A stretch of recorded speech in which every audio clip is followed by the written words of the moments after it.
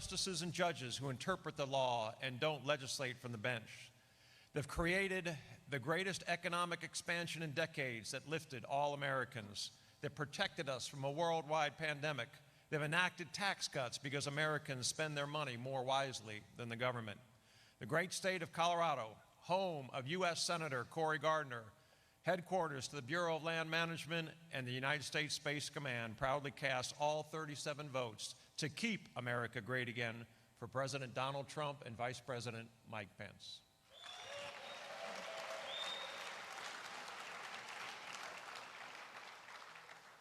Pursuant to the announcement of the delegation and the rules and procedures of this convention, Colorado cast 37 votes, President Donald Trump.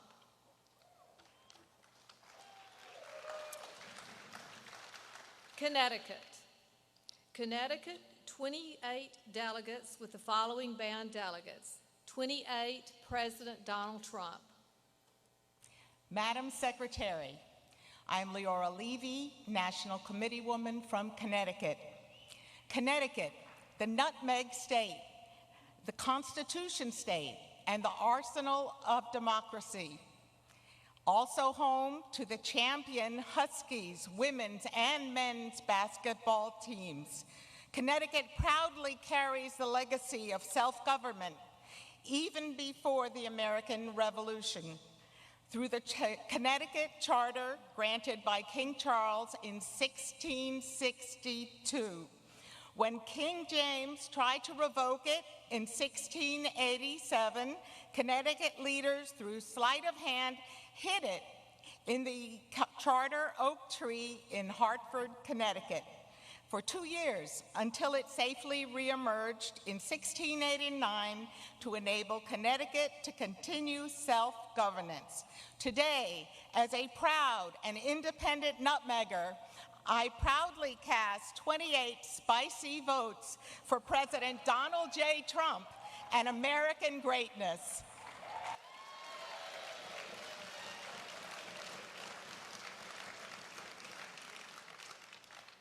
Pursuant to the announcement of the delegation and the rules and procedures of this convention, Connecticut cast 28 votes, Donald Trump. Delaware, 16 delegates with the following band delegates. 16, President Trump. Madam Secretary, it was a dark and stormy night, July 1, 1776, when Caesar Rodney rode his horse from Dover to Philadelphia to break the tie that was preventing the colonies from declaring independence. 2 days later, the Declaration was signed. On December 7, 1787, Delaware became the first state to ratify the United States Constitution. From Delaware, the great state, the first state, from that great beginning, the greatness that will be ours in the future, we nominate President Donald J. Trump and cast all 16 of our delegate votes for Donald J. Trump.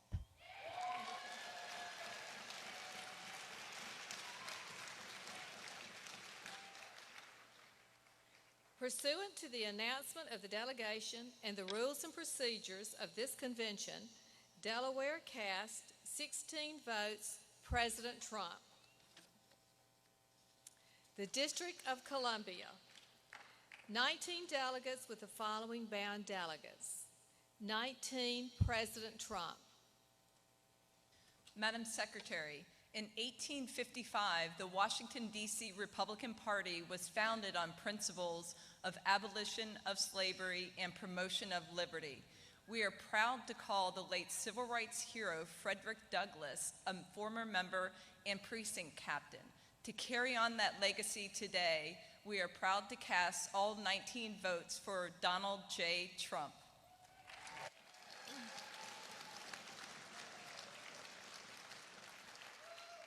Pursuant to the announcement of the delegation and the rules and procedures of this convention, the District of Columbia cast 19 votes, President Trump. Georgia, 76 delegates with the following bound delegates. 76 delegates, President Trump. Madam Secretary, from the Golden Isles to the top of Lookout Mountain, the great state of Georgia, home to Governor Brian Kemp and our senior United States Senator David Perdue, is proud to cast every single one of its 76 votes for the renomination of President Donald J. Trump.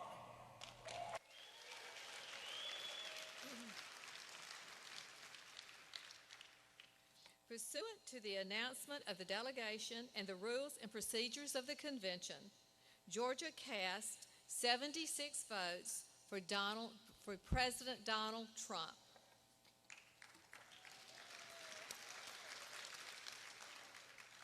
Guam, 9 delegates with the following bound delegates. 9 votes, President Trump. Madam Secretary, a warm half a day from the U.S. territory of Guam, homeland of the Chamorro people, Tano y Manchamorro, where all are welcome regardless of your race, creed, and national origin. We would like to express our sincere gratitude, Sijus Maase, to President Donald Trump for making sure that the people of Guam are treated as equal members of our great nation, especially with the federal relief that has been provided to the territory during this global pandemic. Sujus Masi, President Trump, in providing closure to the Chamorro people that suffered horrible atrocities during the 3 years Japanese occupation of our island during World War II. We raise our voices and pray to Our Lady of Camelin, Santa Maria Camelin, the patron saint of our island, to bless President Donald Trump and bless President Mike Pence in this upcoming election. Madam Secretary, the territory of Guam is proud to cast its 9 votes for President Donald J. Trump.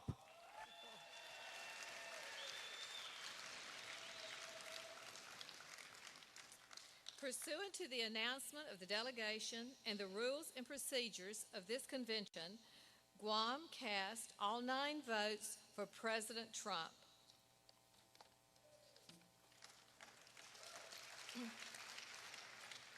Hawaii, 19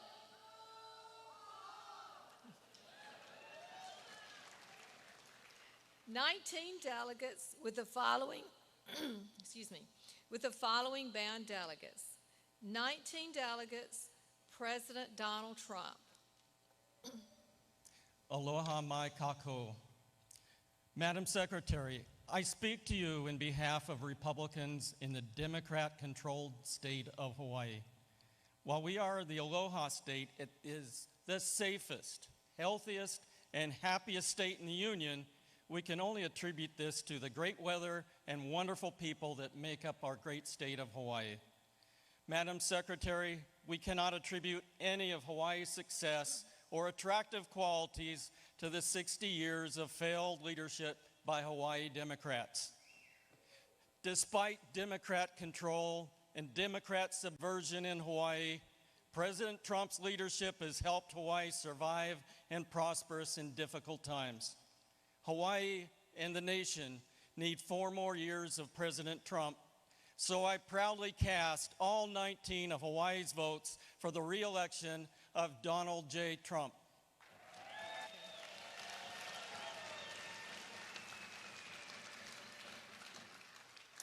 Pursuant to the announcement of the delegation and the rules and procedures of this convention, Hawaii cast 19 votes for President Trump.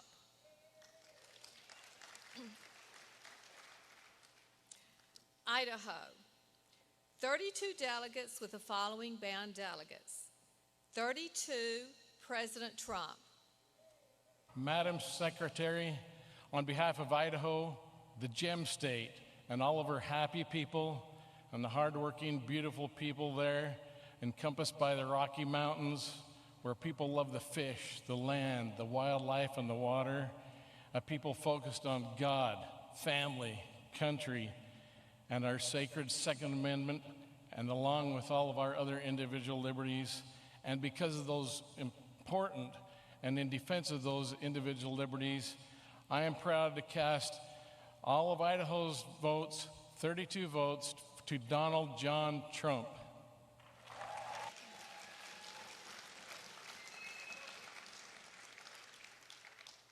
Pursuant to the announcement of the delegation and the rules and procedures of this convention, Idaho cast 32 votes for President Trump.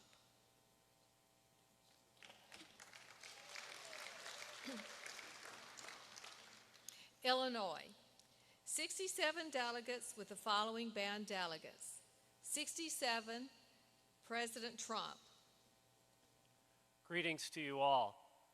Home of the first Republican President of the United States, Abraham Lincoln, and the birthplace of Ronald Reagan. I proudly cast 67 votes for our President and the next President of the United States, Donald J. Trump.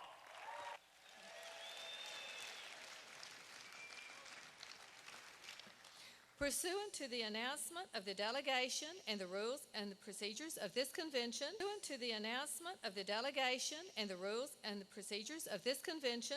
Illinois cast 67 votes for President Trump. Indiana.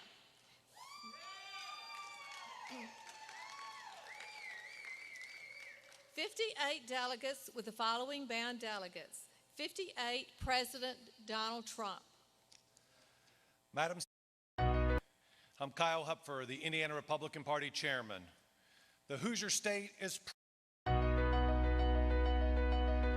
Dr. Melinda Morris supports a strong economy, safe neighborhoods, limited property taxes, and promotes an improved education system.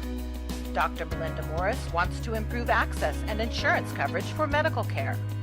Dr. Morris is pro-life and will support right-to-life legislation in Austin. Dr. Morris will remain true to her values when she is elected to office. She is going to Austin to promote life, prosperity, and personal freedom for the constituents of Senate District 13.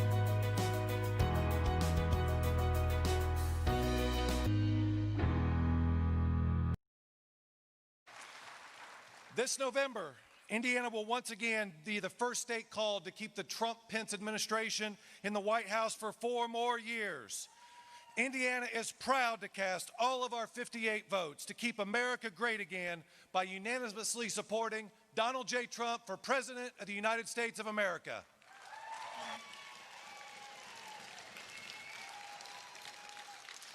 Pursuant to the announcement of the delegation and the rules and the regulation of this convention, Indiana cast 58 votes President Trump.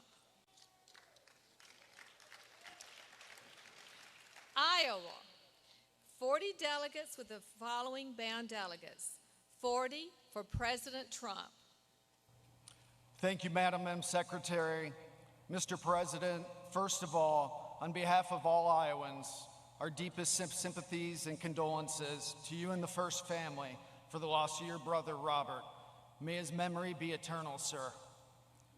As you know, Iowa on August 10th experienced a devastating derecho storm, but Iowans are resilient. We thank you and our representatives for the swift, decisive, and continued action, which was done in record speed. Mr. President, I'm a CEO and entrepreneur. On election night in 2016, I had 400 employees. Today, we have almost 4,000. Thanks to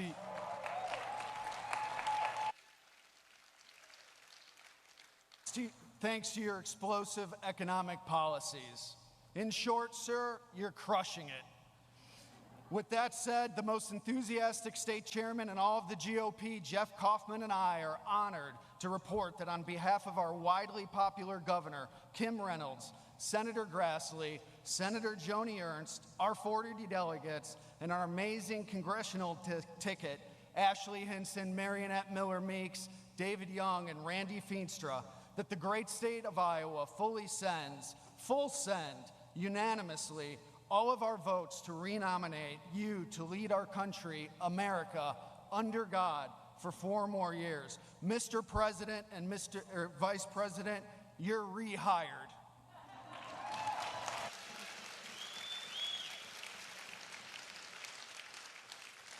Pursuant to the announcement of the delegation and the rules and the procedures of this convention, Iowa cast 40 votes President Trump. Kansas, 39 delegates with the following bound delegates. 39, President Trump.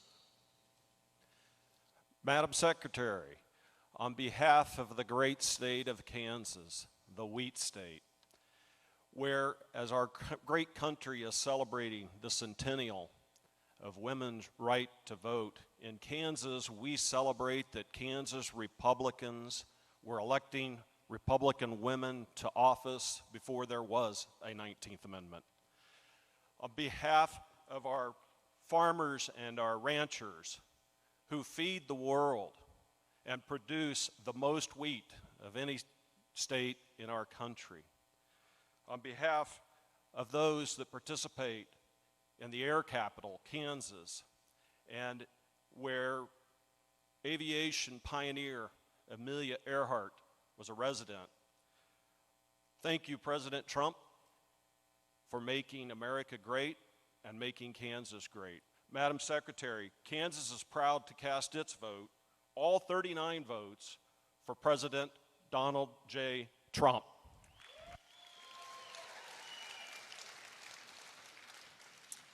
Pursuant to the announcement of the delegation and the rules and procedures of the convention, Kansas cast 39 votes, President Trump. Kentucky, 46 delegates with the following bound delegates. 46, President Trump. I am Casey Crosby, the National Committee woman from the state of Kentucky. Madam Secretary, the Commonwealth of Kentucky is proud to call him our own. We will re-elect the United States Senator from Kentucky, our leader, Mitch McConnell. Together, President Trump and Mitch McConnell have completely transformed the judicial system. Just imagine what they can do in another term. So it is with great pride from the state that is known for the best bourbon in the world and the fastest horses that we are proud to cast all 46 votes for Donald J. Trump.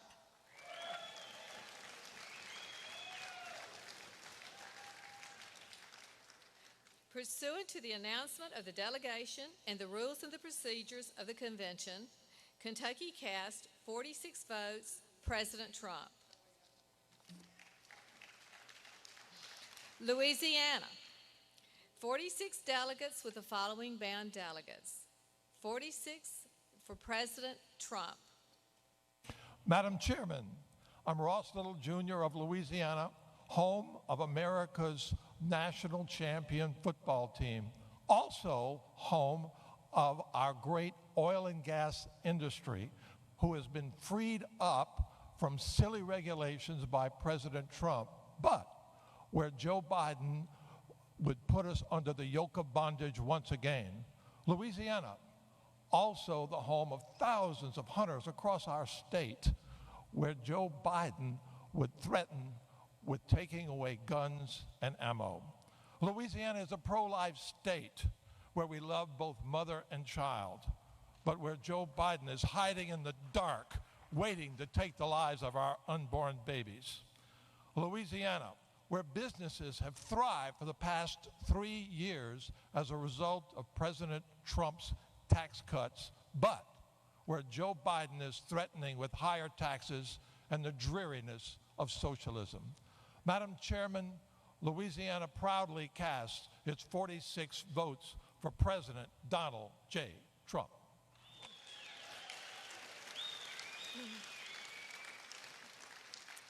Pursuant to the announcement of this delegation and the rules and procedures of the convention, Louisiana cast 46 votes, President Trump.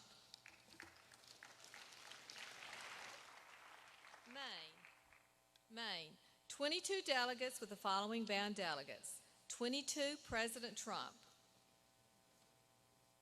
Madam Secretary, from down East Maine of the first sunrise to the woodlands of Maine that provide a great living for many Maine people, to our agriculture that has the best tasting potatoes in the nation, to our fishermen whose daily catches loved throughout the world, to our many main industries that are working with President Trump to provide PPE and testing equipment to get our nation through this pandemic. For Susan Collins, a senator, a true native Mainer, who has and always will be supportive of Maine businesses. As chairman, I, Jonathan Kinney, proudly cast 22 Maine votes for President Donald J. Trump. Pursuant to the announcement of the delegation and the rules and procedures of this convention, Maine cast 22 votes for President Donald Trump. Maryland, 38 delegates with the following bound delegates. 38, President Trump.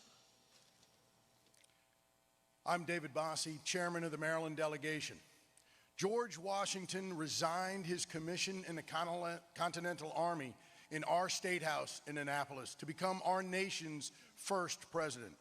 And Maryland is home to Brookville, which served as the capital of the United States in 1814 for a day when the British Army was burning the White House. Maryland is home to the United States Naval Academy, Iron Man Cal Ripken, the greatest slugger of all time, Babe Ruth, Olympians Katie Ledecky and Michael Phelps, and the two-time Super Bowl champion Baltimore Ravens. From the mountains of Western Maryland to the beaches of Ocean City, to the Chesapeake Bay and our world-class crabs, Maryland is America in miniature. Maryland is home of the Underground Railroad and two of our greatest abolitionists, Frederick Douglass and Harriet Tubman. Maryland, home of Francis Scott Key, who penned our Star-Spangled Banner during the British assault on Fort McHenry, is proud to cast its 38 votes for the man who puts America first and will keep America great, President Donald John Trump.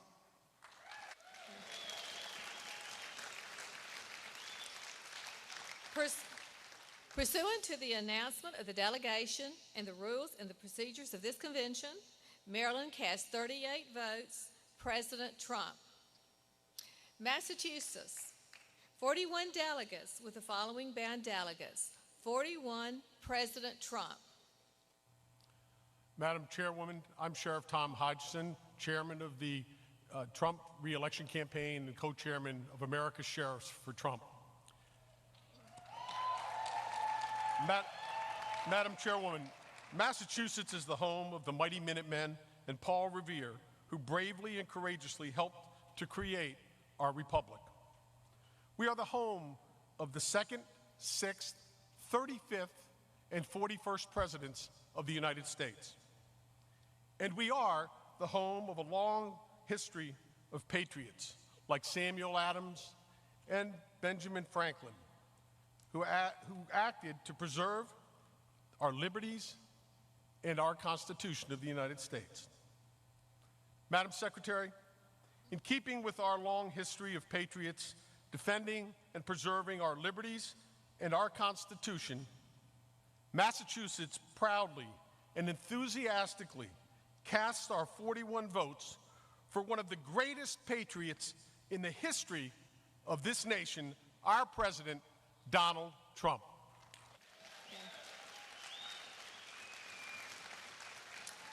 Pursuant to the announcement of the delegation and the rules and the procedures of the convention, Massachusetts cast 41 votes, President Trump. Michigan, 73 delegates with the following bound delegates. 73, President Trump. Madam Secretary, I'm Laura Cox, chairman of the nation's oldest Republican Party. Michigan put the world on wheels, the heart of the arsenal of democracy, and Jackson, Michigan is the birthplace of the Republican Party. We are the proud home state of President Gerald R. Ford, Secretary Betsy DeVos, and Secretary Ben Carson. And let's not forget, we are the home state of the most awesome Republican Party chair, Ronna McDaniel. Ronna shocked the world in 2016 when she flipped Michigan to red for President Donald J. Trump. And make no mistake, this year, Michigan is going to stay red for President Donald J. Trump, and we're going to put John James in the U.S. Senate. Madam Secretary, Michigan, the Great Lakes state, is going to cast all 73 votes for President Donald J. Trump.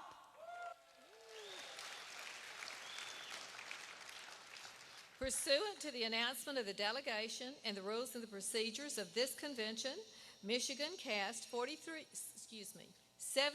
votes for President Trump. Minnesota, 39 delegates with the following band delegates. 39, President Trump. Hello, I'm Mike Lindell, and I'm chairman of the Minnesota delegation. I was born and raised in Minnesota, and we grew up with God, we grew up with family values and our 10,000 lakes and a lot of traditional moral values. But Minnesota has been blue since 1972. This actually made us in Minnesota feel like the song Bluer Than Blue, very sad. This year, the terrible Democratic leadership in Minnesota made some of the worst decisions in history. This manifested into destruction of so much of my great state and country. With Democratic leadership being exposed for what it is, and President Trump's great pragmatic leadership, we will win Minnesota. Traditional Democrats are flipping in Minnesota, and now they are Democrats for Trump. Just this week, the polls are now even in Minnesota.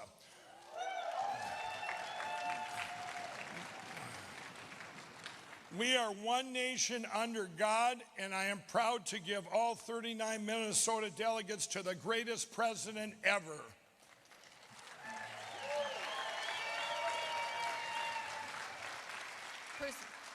Pursuant to the announcement of the delegation and the rules and procedures of this convention, Minnesota cast 39 votes for President Donald Trump. Mississippi, 40 delegates with the following band delegates. 40, President Trump. I'm Lucian Smith, the chairman of the Mississippi Republican Party. On behalf of our delegation chairman, Governor Tate Reeves, who cannot be here today because he's returned to the state to prepare as storms gather in the Gulf of Mexico, the great state of Mississippi, the birthplace of B.B. King and Elvis Presley, of William Faulkner, Eudora Welty, and Richard Wright, the state where the first heart transplant and first lung transplants in the world took place, the state where the rockets that will propel man to Mars and beyond are perfected at Stennis Space Center, and the state that this November will overwhelmingly vote to re-elect our president and return Cindy Hyde-Smith to the Senate, proudly cast 40 votes to nominate Donald J. Trump for president. Pursuant to the announcement of this delegation and the rules and the procedures of this convention, Mississippi cast 40 votes, President Trump. Missouri, 54 delegates with the following band delegates. 54, President Trump. Madam Secretary, beautiful Missouri, home of mighty, historic rivers, fertile plains, and rolling hills, where agriculture is our #1 industry. The gateway of the West, the Cave State, the home of the Pony Express and the Santa Fe Trail, and the home of the reigning Super Bowl champs, the Kansas City Chiefs, and the home of the 2019 Stanley Cup champs, the St. Louis Blues. With our 2 outstanding United States Senators, Roy Blunt and Josh Hawley, and our outstanding Governor, Mike Parson, beautiful Missouri is proud to cast its 54 votes for President Donald J. Trump.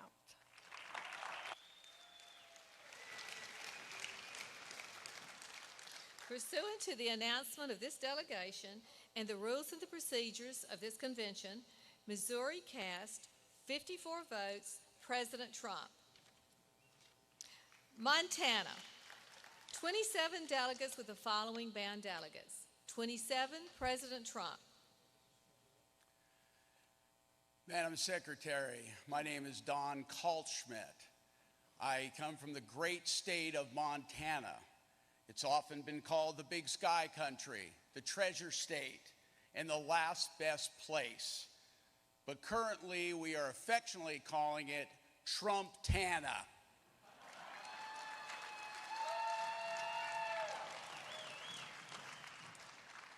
We're the home of the tribes, the American Indian tribes, the agriculture, timber, beef, oil, and coal, recreational activities and culture, the Rocky Mountains, rolling hills, and streams, lakes, and great rivers, huckleberries and Yogo sapphires, grizzlies and bobcats, military veterans, cowboys, farmers, and workers of recreation and industry.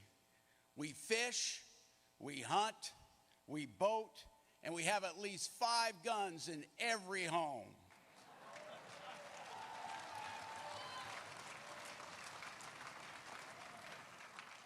And we love the Second Amendment, and we love you, President Trump. Montana affectionately and enthusiastically gives its 27 votes to the next President Donald J. Trump. God bless America.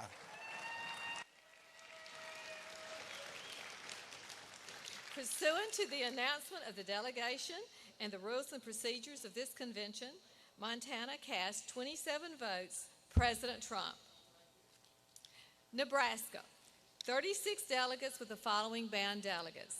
36, President Trump. Madam Secretary, great to be here with you today. I'm Dan Welch, Chairman of the Nebraska Republican Party. Nebraska is the Cornhusker State. We're the big red state and home to some of the greatest people in the world. I'm joined by some of those people, National Committee man J.L. Spray, National Committee woman Lydia Brosh. I'm also with delegates, fellow delegates, Cindy Allen, Ron Schmidt, and Teresa Thibodeau. On behalf of them, great Nebraska Republicans, our great governor, Pete Ricketts, and my little Republicans at home, Wyatt and Barrett Welch, 3 and 4 years old, we're doing this for them and their future. I cast 36 votes for the current and next president of the United States of America, Donald J. Trump. Madam Secretary, the chair calls for a temporary suspension of the roll call. The chair recognizes Governor Scott Walker from the state of Wisconsin. Thank you, Madam Chair. It was my honor to nominate our friend Mike Pence to serve as Vice President of these United States for 4 more years.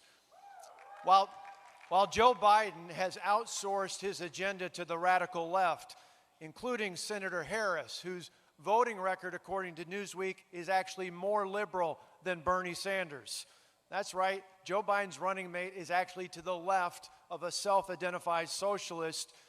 Meanwhile, Mike Pence, a successful governor from America's heartland, is the perfect partner for our president as they take on the Washington establishment, an establishment that Joe Biden's been a part of for nearly 50 years. That makes Joe Biden a creature of the swamp. Mike Pence is helping Donald Trump drain that swamp, and we need them there for 4 more years. Mike Pence is respected by governors and mayors and medical professionals all across this nation because of his leadership of the White House Task Force on Coronavirus. Mike Pence helped the people of Indiana see their tax relief as governor, and now as vice president, he's helped our president, Donald Trump, pass one of the largest tax cuts in American history, a tax cut that helps nearly every taxpayer in this country, a tax cut that Joe Biden wants to repeal. Mike Pence believes in the sanctity of life. He always has, and he always will. And he's a big reason why this administration is more pro-life than any in the history of this country. Mike Pence believes that every child, no matter where they come from or what they look like, every child deserves access to an excellent education, be it at a traditional public school, a charter school, a private school with a voucher or a scholarship or a tax credit or even a homeschool environment. He understands that he trusts parents to make the right choice for their children. And Mike Pence believes in public safety. He will defend our constitutional right to protect ourselves, our families, and our property. And he supports public safety when it comes to not what Joe Biden supporters often talk about, defunding the police, but rather defending the police. Mike Pence will always stand with the good and decent men of law and women of law enforcement who protect us every single day. And Mike Pence understands the service and the sacrifice of our military.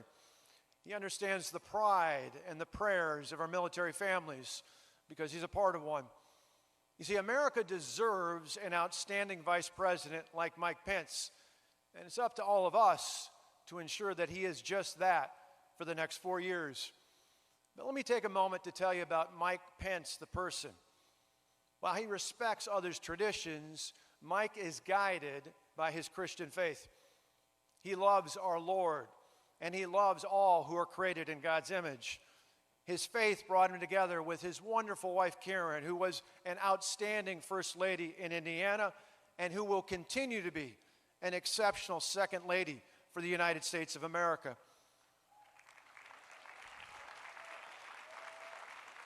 Mike always asks about my sons, Matt and Alex, because he understands the importance of family. He is so proud of his 3 children and increasingly now of their spouses.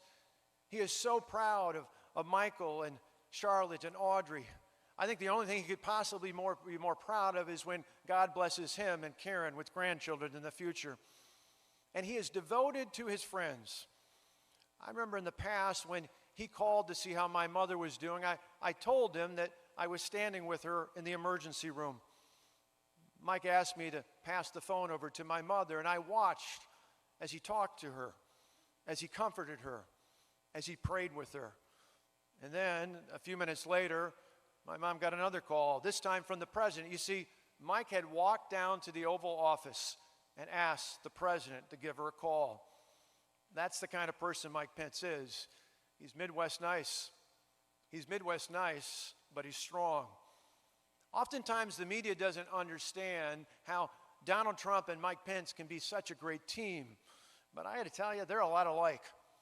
Both are successful chief executives. Both are doers, not just talkers. And both have a deep and abiding love for America and for the American people. That's why both of them were in Wisconsin last week during the Democrats' convention while Joe Biden was hanging out in his basement in Delaware.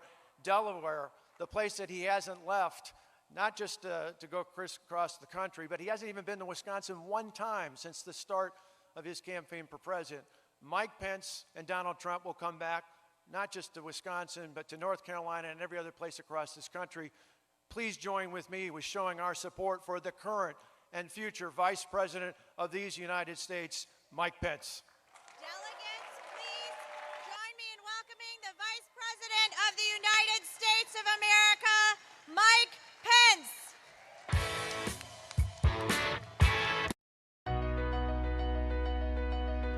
Dr. Melinda Morris supports a strong economy, safe neighborhoods, limited property taxes, and promotes an improved education system. Dr. Melinda Morris wants to improve access and insurance coverage for medical care. Dr. Morris is pro-life and will support right-to-life legislation in Austin. Dr. Morris will remain true to her values when she is elected to office. She is going to Austin to promote life, prosperity, and personal freedom for the constituents of Senate District 13.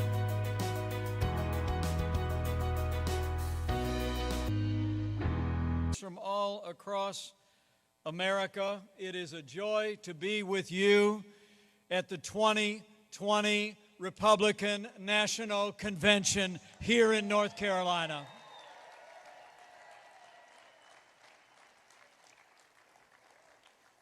And I want to thank you all for that warm welcome. But I also want to thank a great friend of mine who was a great leader in the state of Wisconsin and is one of the great conservative voices in our party today. Would you join me in thanking Governor Scott Walker for those wonderful and gracious words?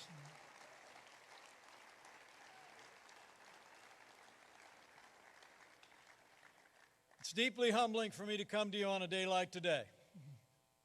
I heard there was a unanimous vote a little bit earlier.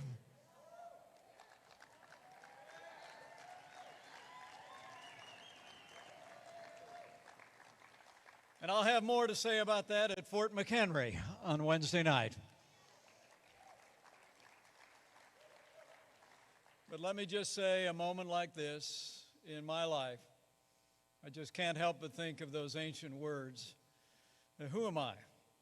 And who is my family that you've brought us this far? And I want to thank you for the honor of this day.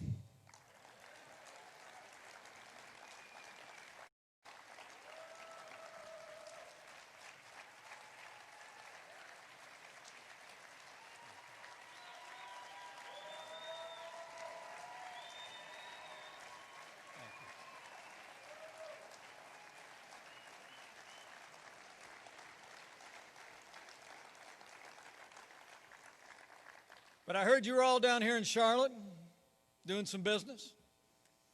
The beginning of a great week for the Republican National Convention. But I got to be honest with you, I'm here for one reason and one reason only.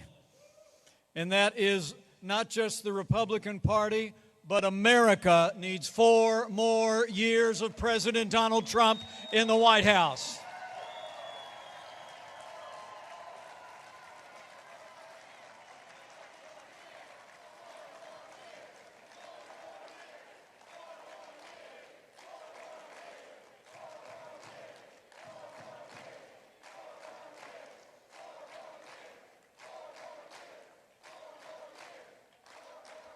It was 4 years ago that all of you gathered here made it possible for America to have a fresh start.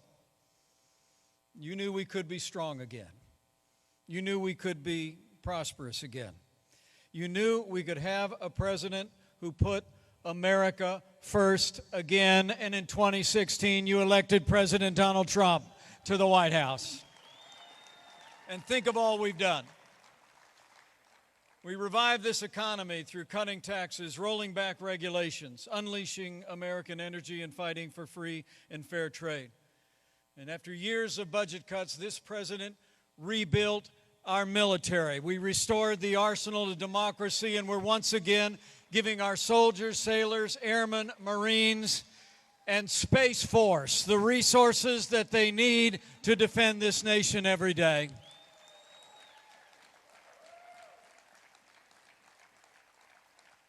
We've stood up for the rule of law and for our most cherished liberties.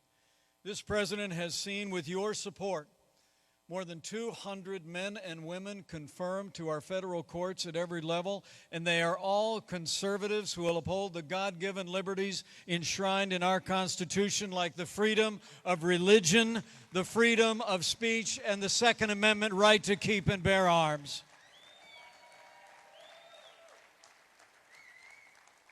And I couldn't be more proud to be vice president to a president who stands without apology for the sanctity of human life.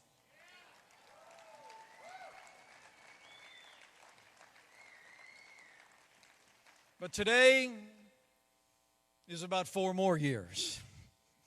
This week we will take our case to the American people. And we certainly heard the Democrats' case last week. It's remarkable to think.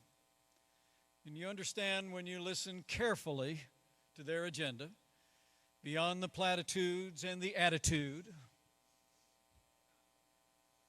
you hear an agenda.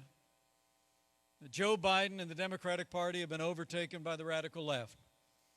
Their agenda is higher taxes, socialized medicine, open borders, abortion on demand, and cutting funding to the men and women who serve in law enforcement at every level. Well, we're going to take our case to the American people. It's a case of lower taxes, free market economics, secure borders, right to life, and we're going to make it clear that this president, this vice president, and this party will always stand with the men and women who serve on the thin blue line of law enforcement. We're going to back the blue.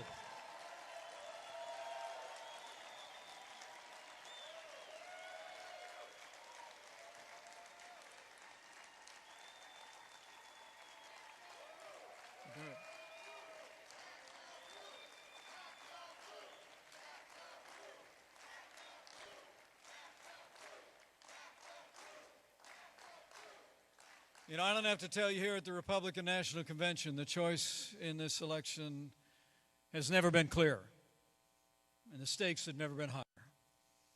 And we'll be taking our case to the American people this week, but it'll be you and the millions of Americans involved in our party in every state and territory of this nation who will be carrying that message to the phone lines and to the front doorsteps of the American people. And it's the reason why I wanted to be here today. And it's the reason why I got a good feeling you might just see a friend of mine at the Republican National Convention today. Because we wanted to say thank you. We wanted to say thank you for all the work that you have done and all the work that you will continue to do on the days ahead. In the car on the way here after I landed in Charlotte, I was on the phone with more than 5,000 volunteers all across America. We're going to be getting people together in your state and in every state and territory across this land. We already have the largest grassroots campaign in American history, and we're going to secure 2 million volunteers before Election Day.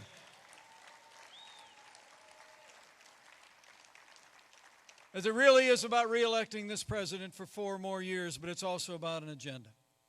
It's about an agenda that made America prosperous, more prosperous than ever before this great global pandemic struck our nation. More Americans were working than ever before. We were setting records in this economy left and right. And in the midst of this pandemic, as I'll speak about Wednesday night, the leadership of this president and the compassion of the American people shone forth.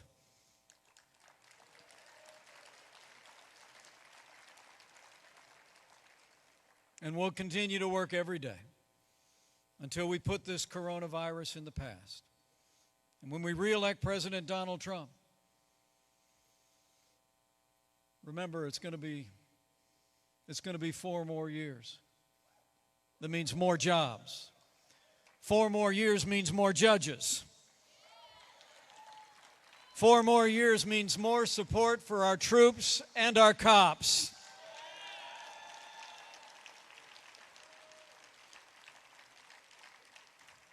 And it's going to take at least 4 more years to drain that swamp.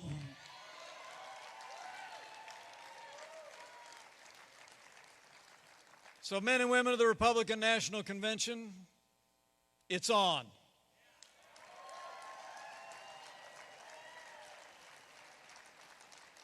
Now is the time. This is the moment for each of us to do everything that we can in our power to re-elect this president, this team, for 4 more years. But let's also do our part to re-elect and elect Republicans up and down the ballot. Let's re-elect the Republican majority in the United States Senate, and let's make sure that Leader Kevin McCarthy is Speaker. Kevin McCarthy in a new Republican majority in the United States House of Representatives.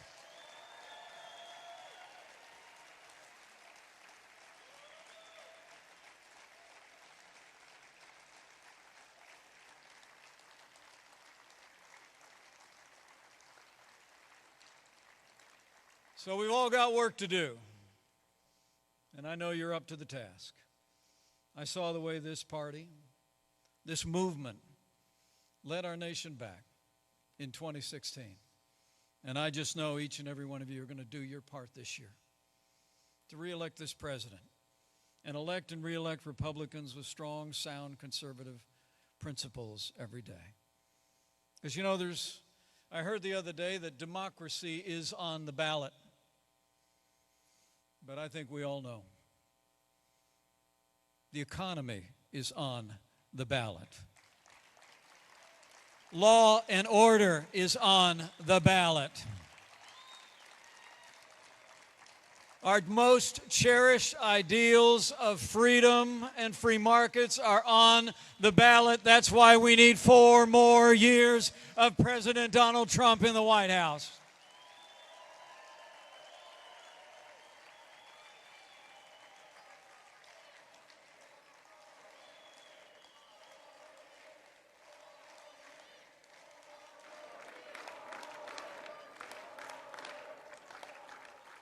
So I'm going to slip away because I have a feeling somebody else will be here before too long.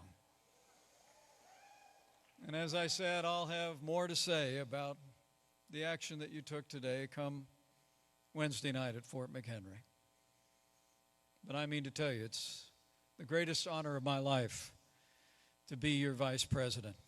And I'm going to work my heart out to be your vice president for 4 more years.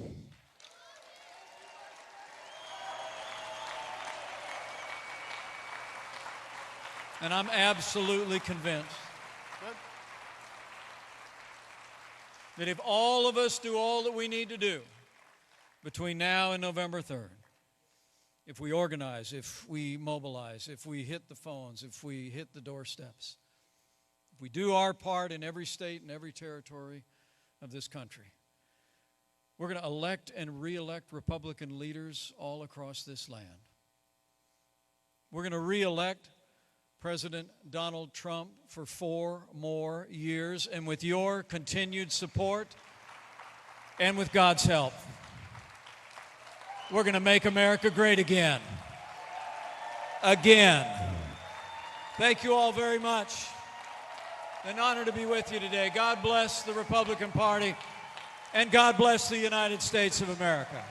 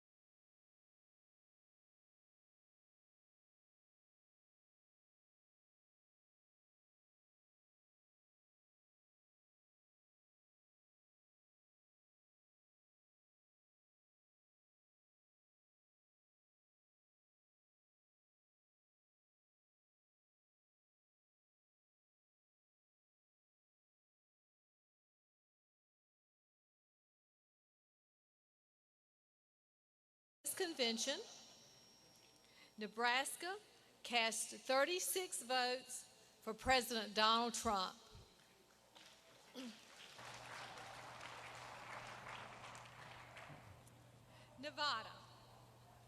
Nevada, 25 delegates with the following band delegates. 25, President Trump. Madam Secretary, I'm Chairman Michael J. McDonald from the great state of Nevada, home to Congressman Mark Amodei, home to the Las Vegas Knights, home to the Las Vegas Raiders, Nevada's battle-born state, admitted to the Union by our first Republican president, Abraham Lincoln, just 1 week before the election in 1864. From the energy of Las Vegas, across the Great Basin to the majestic Sierra, crowned by the jewel of Lake Tahoe, Nevada is truly a land blessed by God, and we are privileged to call it home. All 47 members of our delegation worked hard and sacrificed to become elected to come to North Carolina to re-elect our president. But due to the restrictions, they cannot be with us. Although they are not in this room, they are here in spirit, and they fully support our great president. So on behalf of our National Committeewoman, Michelle Fiore, our National Committeeman, Jim DeGraffenreid, the state of Nevada proudly cast all 25 votes for the re-election of Donald J. Trump as President of the United States.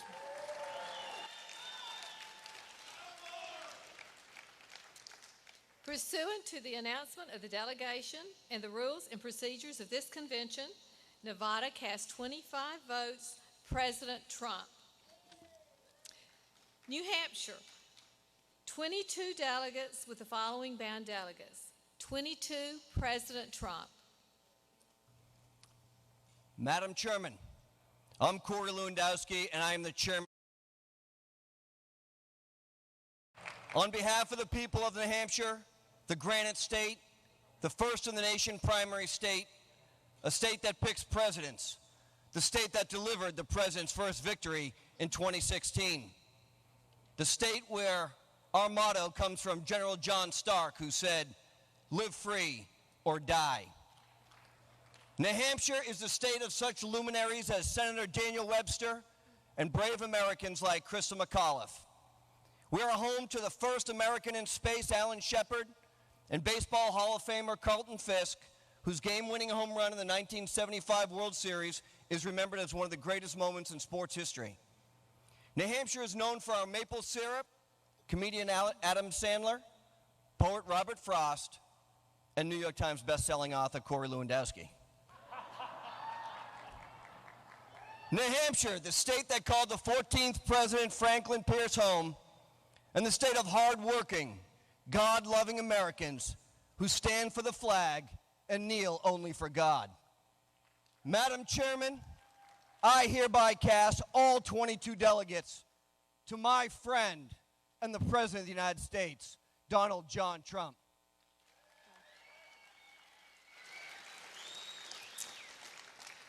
Pursuant to the announcement of the delegation and the rules and procedures of this convention, New Hampshire cast 22 votes to President Donald J. Trump.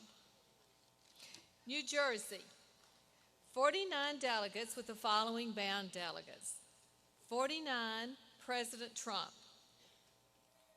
Madam Secretary, President Trump and Vice President Pence have kept their promises to the American people, and New Jersey's delegation is proud to nominate them for 4 more years.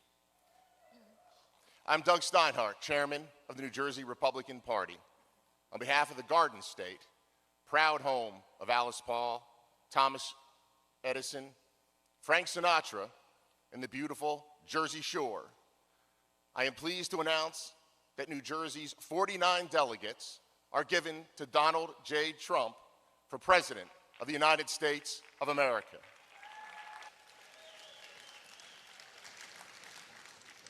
Pursuant to the announcement of the delegation and the rules and procedures of the convention, New Jersey cast 49 votes for President Trump. New Mexico, 22 delegates with the following bound delegates. 22, President Trump. Madam Chair, on behalf of the good people of the state of New Mexico, a land of blue skies, limitless horizons, and unending vistas, a land where faith, freedom, and family dominate our values. We all saw Mr. Trump come down that escalator, and he gave voice to the fears and anguish that we all felt for this country. And then he began to speak words of strength and purpose, words like courage and liberty, prosperity, truth, hope, and life. And we saw him begin to rebuild this country, and then we saw that rebuilding interrupted by the COVID-19. So now we have a choice to continue the rebuilding, the revival, the renewing of this great land. New Mexico is proud to vote for that renewal, that revival, by casting its 22 votes for Donald J. Trump, the next President of the United States of America.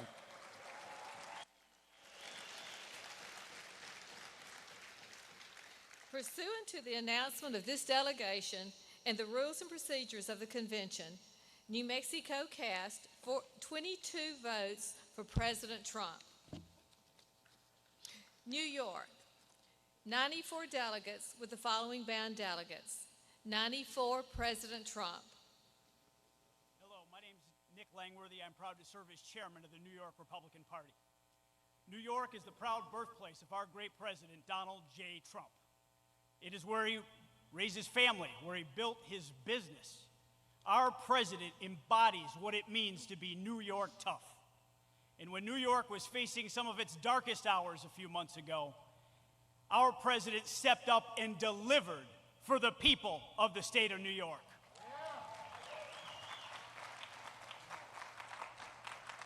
The sight of the hospital ship USS Comfort sailing into our harbors gave a clear and bold message to the people of our state that our president was there to support us.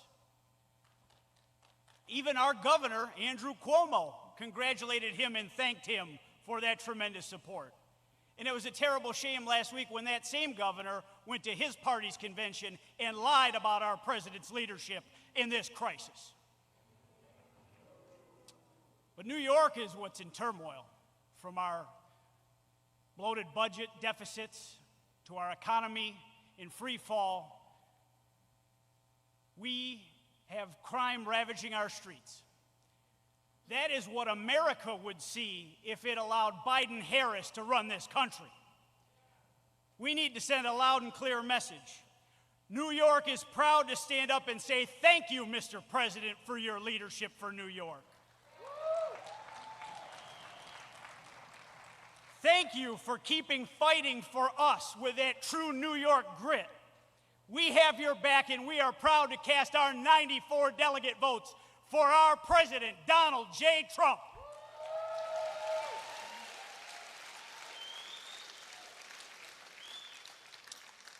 Pursuant to the announcement of this delegation and the rules and procedures of this convention, New York cast 94 votes for President Donald J. Trump. North Carolina,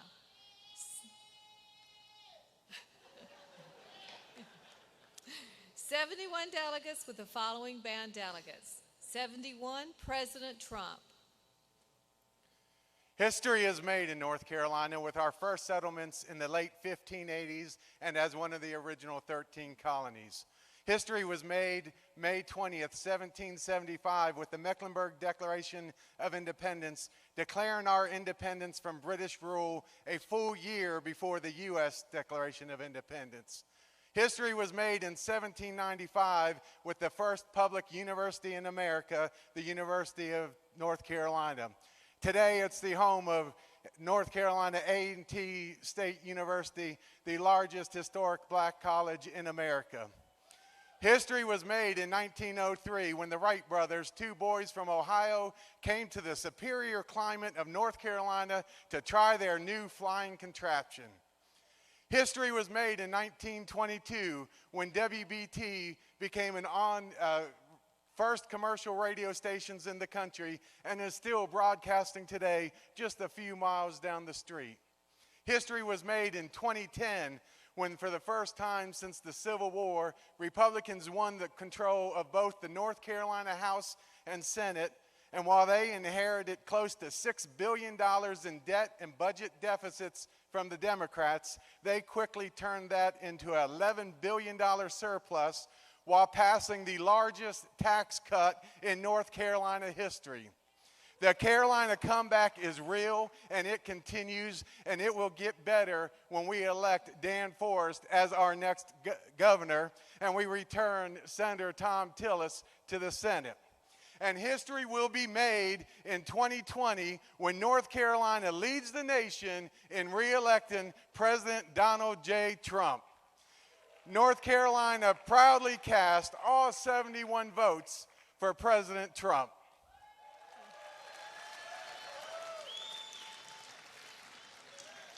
Pursuant to the announcement of this delegation and the rules and procedures of this convention, North Carolina cast 71 votes, President Trump.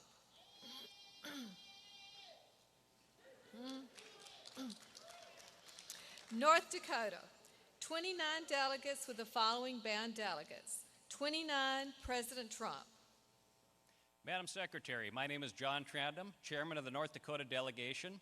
North Dakota is home to the biggest Republican in this room, outgoing National Committee woman Sandy Beeler. We're thankful for her service.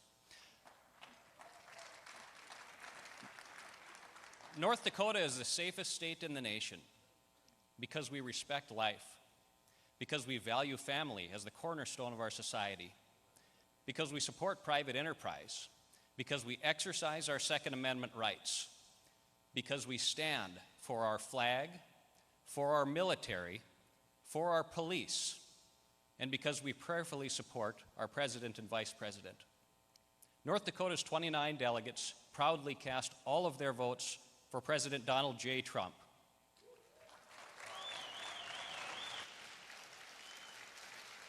Pursuant to the announcement of the delegation and the rules of the procedures of the convention, North Dakota cast 29 votes for President Donald Trump.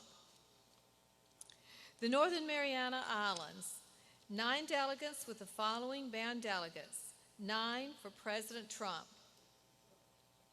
Hafaday from the Commonwealth of the Northern Mariana Islands, the only territory with a Republican governor and a Republican majority in our legislature.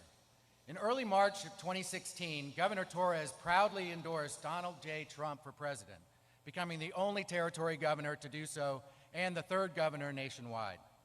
Unlike previous administrations, President Trump has never turned his back on our islands and our people, almost 8,000 miles away from Washington, D.C. President Trump and his administration have greatly helped us recover from 2 devastating typhoons. Our people are deeply patriotic, and our sons and daughters proudly step up and serve in the U.S. Armed Forces, making us one of the highest per capita in the nation. Tourism is our primary economy, and we strongly encourage everyone to visit our deep blue oceans and beautiful beaches. On behalf of Governor Ralph de Leon Guerrero Torres and the entire Republican Party of the CNMI, Madam Secretary, the Commonwealth of the Northern Mariana Islands is proud to cast its 9 votes for President Donald J. Trump.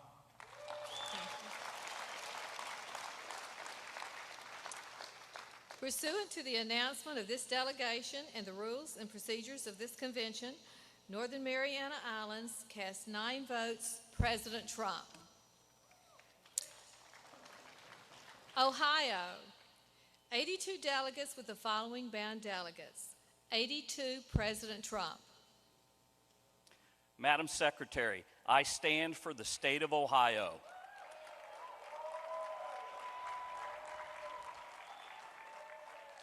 Birthplace of presidents, father of aviation, and mother of astronauts, home to working men and women who appreciate a president that puts America first, a president who defends our brave law enforcement officers. I am Bob Paduchik, son of Anthony and Judy Paduchik, and I cast Ohio's 82 votes for Donald John Trump.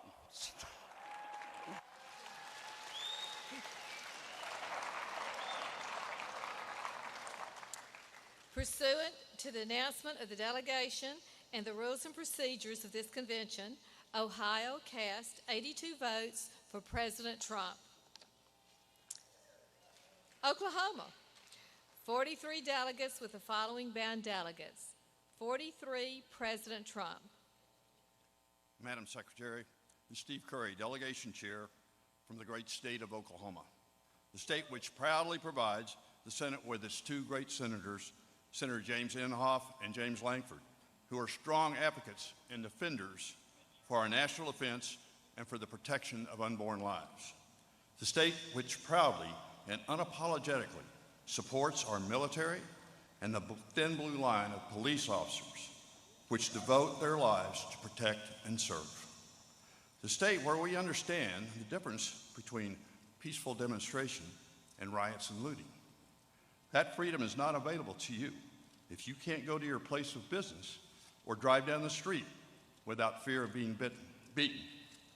The state where its people recognize and hold dear the rights given to us by our Creator and not by government. yet enshrined for us in the Bill of Rights, which includes, among others, speech, press, religion, and the right for our own self-defense and the right to bear arms. The state in which all 77 counties voted for President Donald Trump in 2016 and will do so again in 2020. Madam Secretary, our chairman, David McLean, along with our National Committeewoman, Carolyn McClarty, delegates Pam Pollard and Charlie Potts, and the rest of our entire delegation cast its 43 votes for the current and next President of the United States, Donald J. Trump.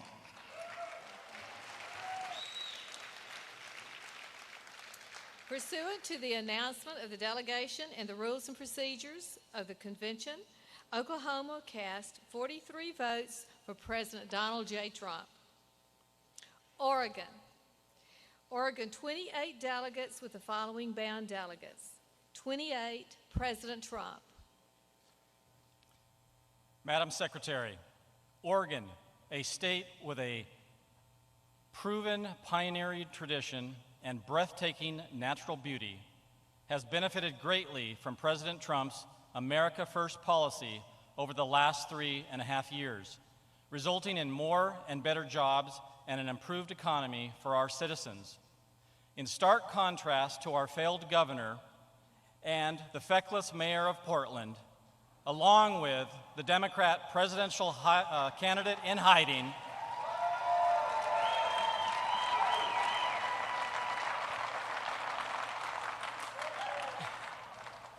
President Trump has stood up to the violent thugs and denounced those who seek to destabilize our state with anarchy and destruction, giving us hope that we can make Oregon safe again. And even though COVID-19 has reduced the size of this convention, it has not reduced our enthusiasm for renominating President Trump and Vice President Pence for 4 more years. The Oregon delegation believes that the best is yet to come and is therefore proud to cast all 28 of our votes for President Donald J. Trump.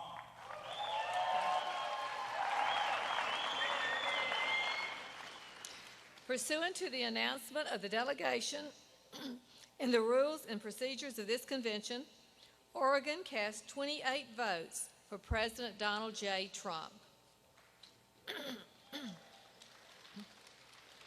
Pennsylvania, 88 delegates with the following bound delegates. 88, President Trump. Madam Secretary, I'm Lou Barletta, Chairman of the Pennsylvania delegation. I'm honored to represent the great Commonwealth of Pennsylvania, also known as the Keystone State. As one of the first members of Congress to endorse then-candidate Donald Trump, Pennsylvania was the keystone that put Donald J. Trump in the White House with its electoral votes at 2 a.m. on election night, and we will do that again in 2020. I'm proud to cast Pennsylvania's 88 votes for the president that will make sure that we kneel when we pray and we stand for the flag, President Donald J. Trump.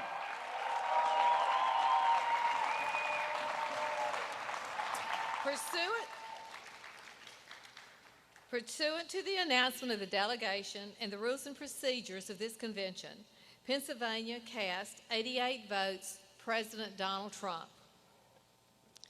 Puerto Rico, 23 delegates with the following bound delegates.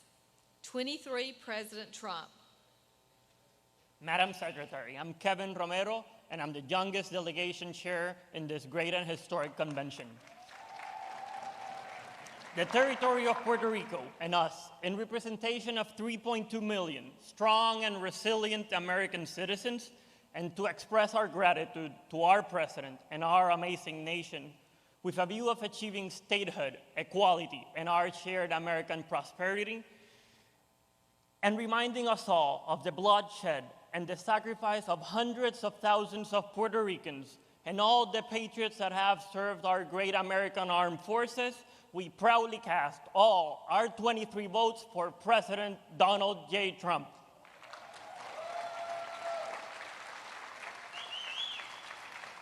Pursuant to the announcement of the delegation and the rules and procedures of this convention, Puerto Rico cast 23 votes, President Donald Trump. Rhode Island, 19 delegates with the following bound delegates. 19, President Trump. Rhode Island, the ocean state where we like to make waves, as evidenced just yesterday by the hundreds of boats that cruised Narragansett Bay to rally for President Donald Trump. We have a long history of being rebels, from our founding on the basis of religious freedom to the independent man standing atop our state house. As the minority party in the smallest state, we carry on the tradition by standing up to the tyranny of 8 decades of one-party rule. We put forth common sense policies to help everyday Rhode Islanders who love coffee, milk, and doughboys, dip their clam cakes in chowder, celebrate the nation's oldest 4th of July parade, cherish our memories of Rocky Point, light the water on fire, and yes, we eat a lot of calamari Rhode Island style. We believe in promises made and promises kept, and we know that the best is yet to come. So the biggest little delegation of the state of Rhode Island proudly stands united to cast our 19 votes for President Donald J. Trump.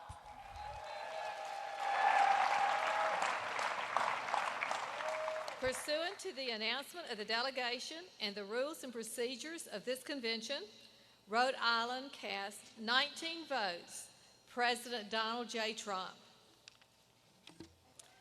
South Carolina, 50 delegates, bound for President Donald Trump.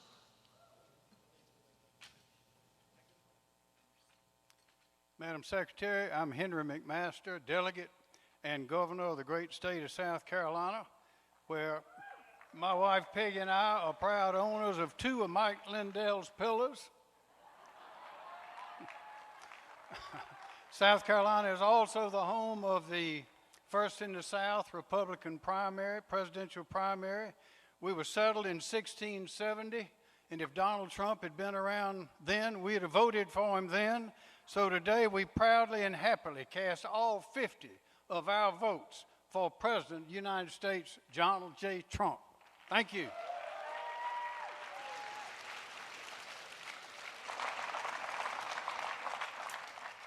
Pursuant to the announcement of the delegation and the rules and procedures of this convention, South Carolina cast 50 votes, President Donald J. Trump. South Dakota, 29 delegates with the following bound delegates. 29, President Trump. Madam Secretary, I am Christy Nome.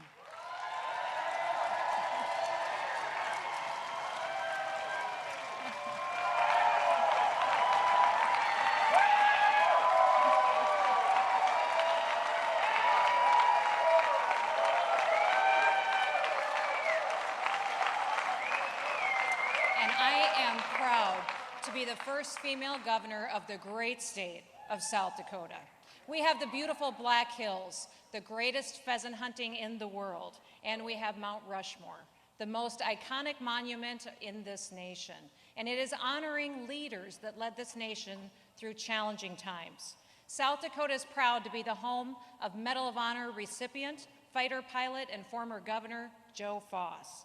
We also are proud of the great Lakota leader, Sitting Bull, and author Laura Ingalls Wilder. In South Dakota, under God, the people rule. Our government respects people's rights. We love our freedoms. And we honor the men and women who have come before us to build this great nation.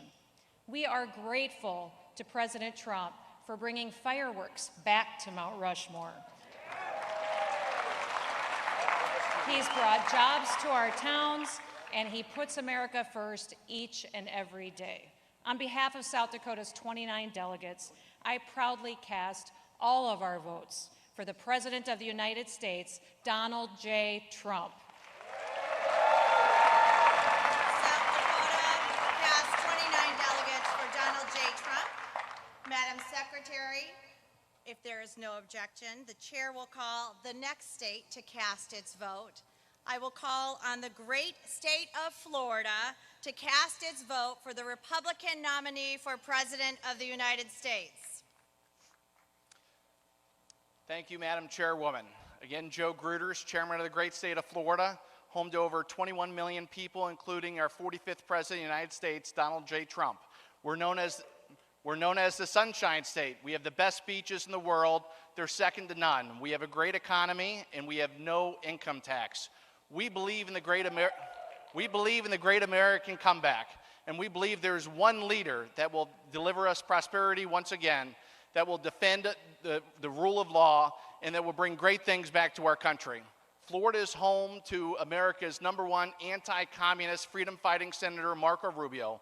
We're home to America's #1 senator in terms of the economy and jobs, and who's making Washington work for us again, Senator Rick Scott. And we're home to America's favorite governor, Ron DeSantis, who signed the toughest sanctuary city ban in the entire country. And he welcomes over 1,000 people a day from failed leadership states like New York, including individuals like our new favorite son, Donald J. Trump. It's for the 122 delegates that are back at home and the over 5 million Republicans that we have registered. And it is an honor for us to award Florida's 122 delegate votes to the next President of the United States to delay his full-time relocation back to his home state of Florida, Donald J. Trump, for the President of the United States.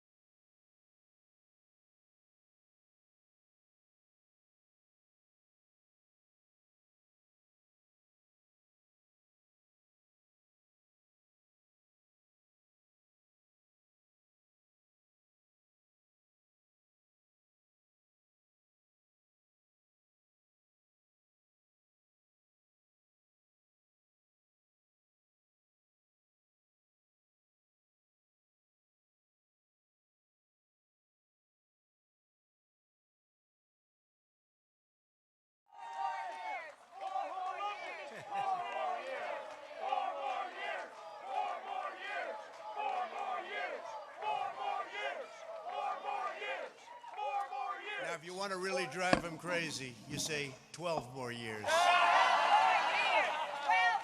Because we caught them doing some really bad things in 2016. Let's see what happens. We caught them doing some really bad things. We have to be very careful because they're trying it again with this whole 80 million mail-in ballots that they're working on, sending them out to people that didn't ask for them. They didn't ask, they just get them.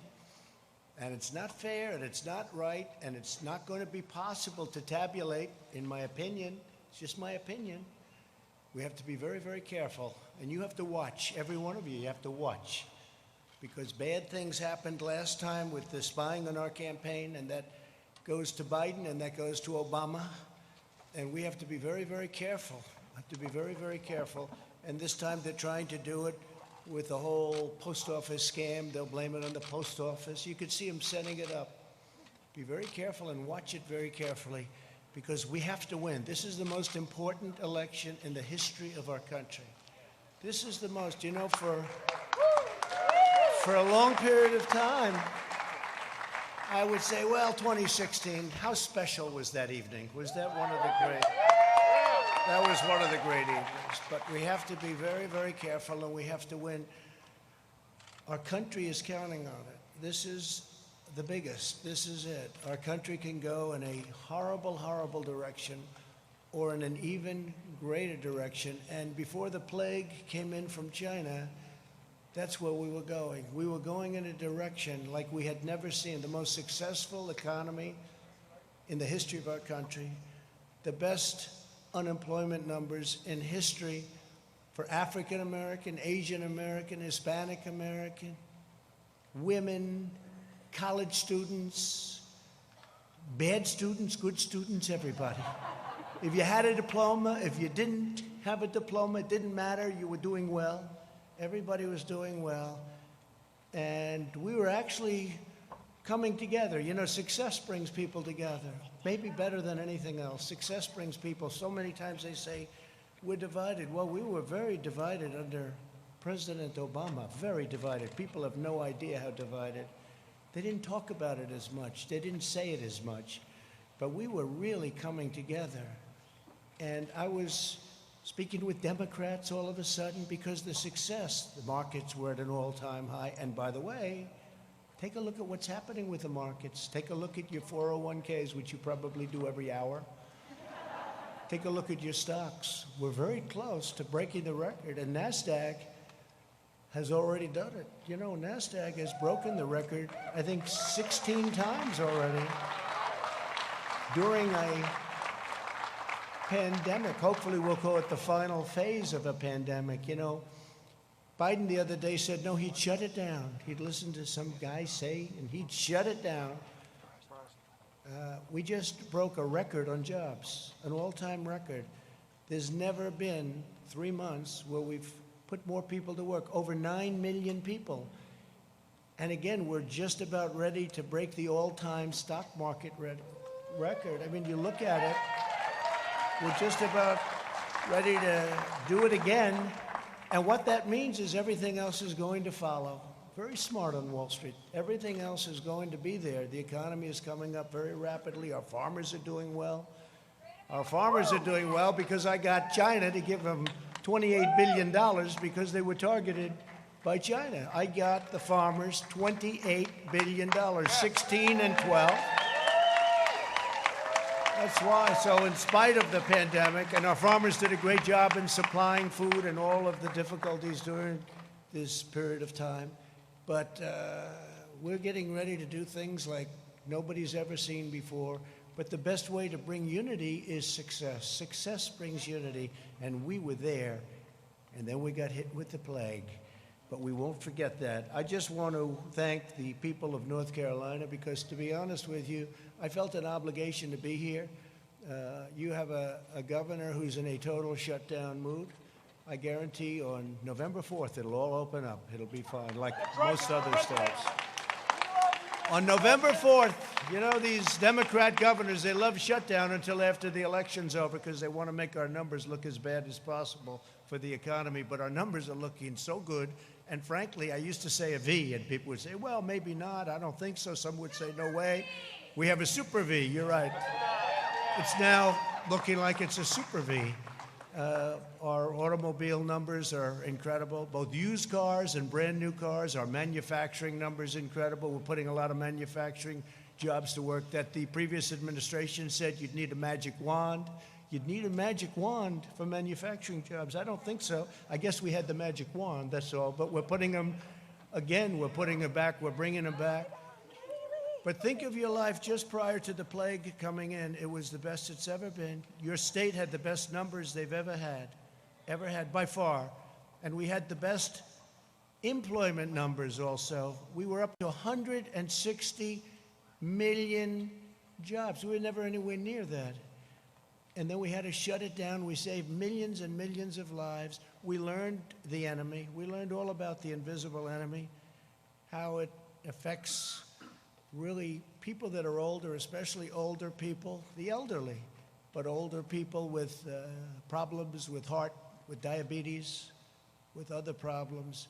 And we learned, and most of the country is right now doing very, very well. They've done an incredible job. And to have a man sitting on television the other day say, oh, I'd shut it down. Oh, I'd shut it, like it's easy, shut it down. And by the way, when you shut it down, and we did the exact right thing, we shut it down, then we reopened, and that's what we're doing now. We're well into it. But if we didn't shut it down at that point, we would have had millions of people dead. Millions of people. You see the numbers. The job that Mike Pence and the task force and all of us together have done has been incredible, what we've done, what we've achieved.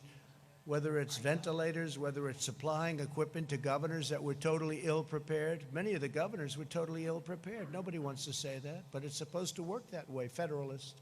It's supposed to work that way. The governors are supposed to do it. Many of them did a fine job, and many of them came back well. But most of them didn't have the equipment that they should have had. Few of them had the ventilators, which are very, very complex machines and hard to make and hard to manufacture and expensive. And we're right now making thousands of ventilators a month, and we're sending them. We have all we can use.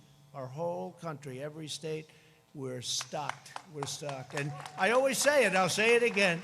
There's never been a person that needed a ventilator that didn't get a ventilator. Every single person that's ever needed a ventilator, with all that you've heard, with how much, they said we didn't have. Again, I took over a country whose military was depleted and whose cupboard on this front were bare. The cupboards were bare. We didn't have anything. We didn't have a thing. We had very, very little. And we did a great job. We haven't been given, and it's not for me, it's for the incredible people, the generals, the admirals, all of the doctors, the nurses. And yet you saw yesterday convalescent plasma. You saw remdesivir. You'll soon see vaccines pouring out years ahead of what they would have been under a more traditional, let's use that term because it's nicer, a more traditional administration, where they would have taken years to come up with this stuff. We're coming up with it like nobody's ever seen before. The FDA, Dr. Hahn, I want to thank him. Alex Azar, I want to thank him.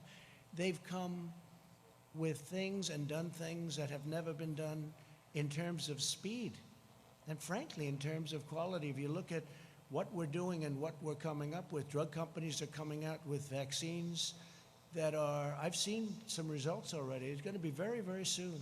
They're in stage 3 trials. It's unheard of. We wouldn't be there for 2 years if this were a more normal situation. So I just want to thank everybody for being here. And again, I felt an obligation to come to North Carolina. It's been a place that that's been very good to me. We won a lot of victories here. I haven't been doing this that long, but I won every chance I had in North Carolina. I even stole a great chief of staff, Mark Meadows, right? I stole him from North Carolina.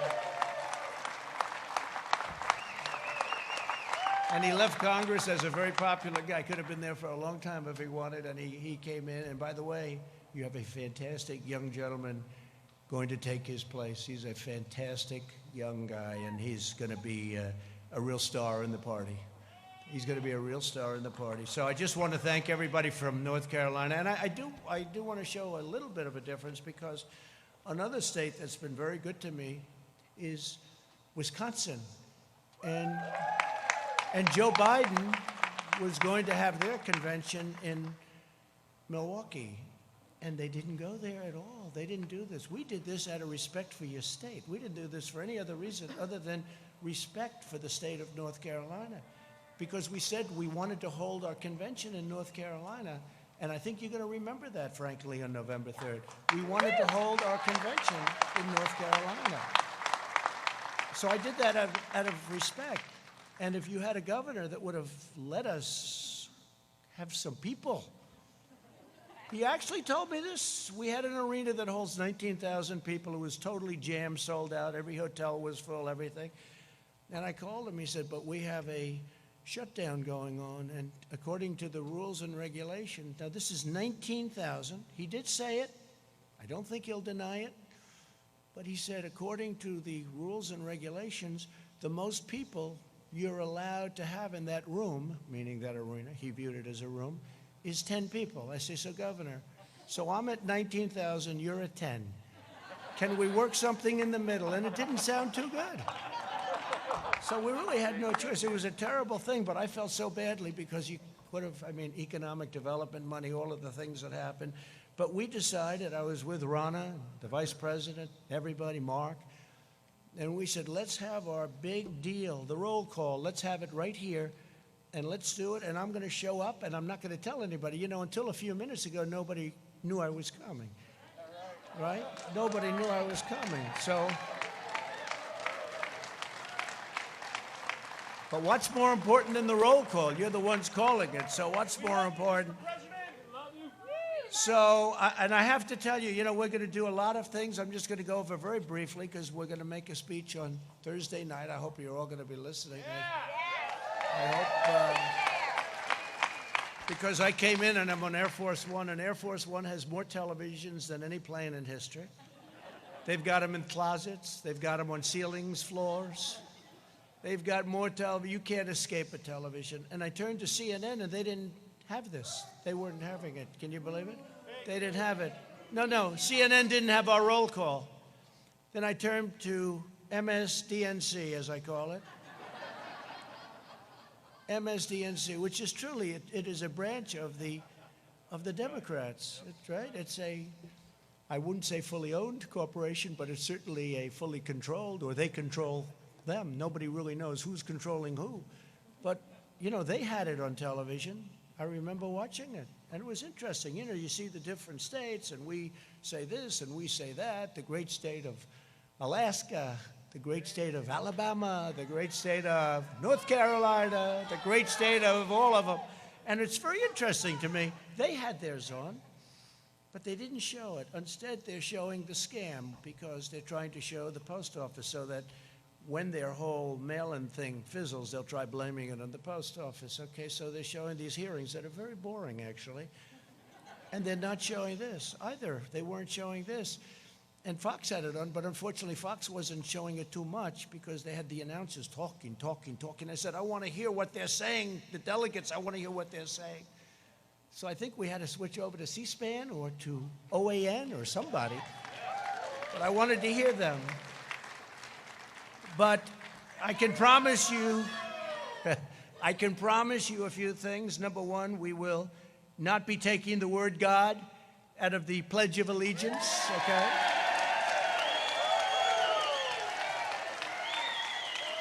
Like they did a number of times at their caucuses, so they took the word God out. I heard it. I was listening. I said, that's strange, you know, sort of weird. You've heard it all your life, right? Under God, under God.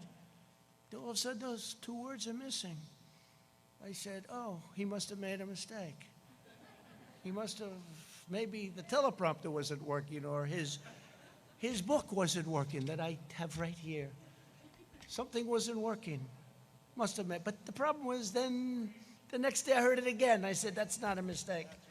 That's pretty, and then they immediately went into a mode, no, we didn't mean that, no. We didn't say it for the convention. We didn't say it. No, that's where they're coming from. That's where they're coming from. You can say it or not say it. That is where they're coming from. Just like with energy, they don't want energy. Not working well in Texas, by the way. I just looked at a poll. And by the way, just came out that we have received 51% in the big and very important Rasmussen poll, and my numbers actually went up during the Democratic National Convention, 51%. So think of it. Think of it.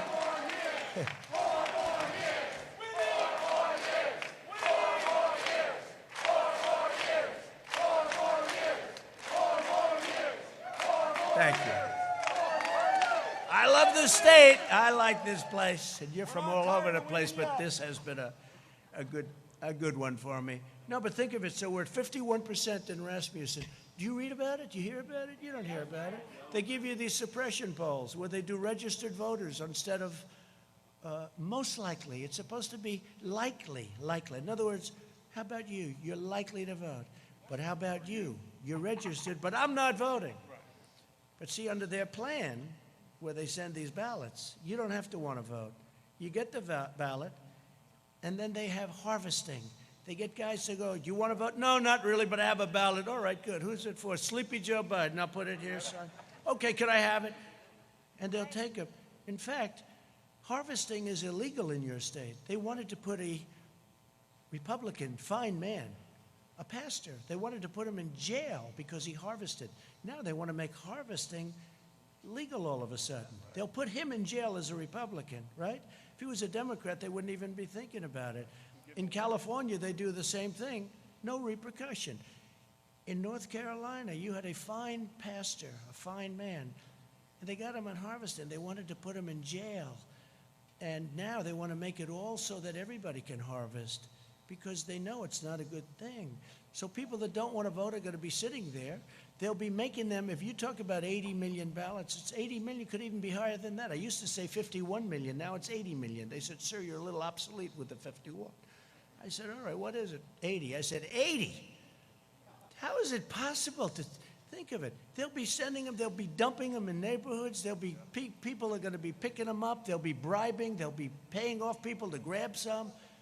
This is going to be one of the greatest scams, and it's common sense. This has nothing to do with politics. It's common sense. Anybody, you don't have to know politics. They're going to mail out 80 million ballots.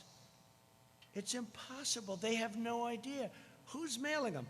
Mostly Democrat states and Democrat governors. Well, supposing they don't mail them to Republican neighborhoods. That means they're not going to get them. So they're going to complain, and the election's going to be over, and then they're going to complain, and then they'll say, oh, well, we didn't get it. Big deal. In the meantime, you might lose the election. This is the greatest scam in the history of politics, I think, and I'm talking about beyond our nation. And they act like they're aggrieved. Like by saying this, we're saying such a horrible thing. We're not patriotic by saying this. No, we voted during World War I. We voted at the voting booth during World War II. The pandemic, we're doing very well, and people know how to handle it. Look at the crowds. They're doing very well. It's very safe. It's going to be very safe.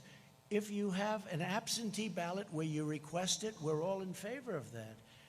Absentee, like in Florida, they have absentee is good. But other than that, they're very, very bad. There'll be millions of ballots. Take a look at New York. Take a look at Virginia. Take a look at New Jersey. All different cases. They just had one last night.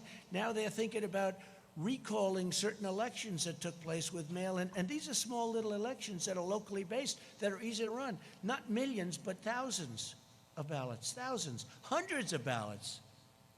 But these are small, and they can't control it. They said 23% of the ballots were defective. What does defective mean? It means fraud. It means a lot of things that we won't get into because I don't want to be accused. You see all the cameras back there? It's the fake news. I don't want to be accused of anything. But what it means is they're trying to steal the election from the Republicans. That's what it means. In a very, very nice way, I will tell you, they are trying to steal the election, just like they did it last time with spying, and we caught them, and that included President Obama, and that included, let's be nice, Biden. This can only happen in North Carolina. But that included them, and they got caught. And then somebody said, well, what are you going to do? Well, we can't attack a president. Oh, I see. If it was me. They said, we can't attack a president. We caught him. We caught him cold. And they say, we can't attack. He was at meetings talking about it. And by the way, this was spying before and after. And I think it's a disgrace to our country. I think we can never let that happen again. But now they're doing something that in a certain way is more dangerous because it's more effective. They spied on my campaign. You know what they found? Nothing. But this is big stuff. This is stealing millions of votes, and it's going to be very hard. Now, we're in courts all over the country, and hopefully we have judges that are going to give it a fair call, because if they give it a fair call, we're going to win this election. The only way they can take this election away from us is if this is a rigged election. We're going to win this election. We're going to win this election.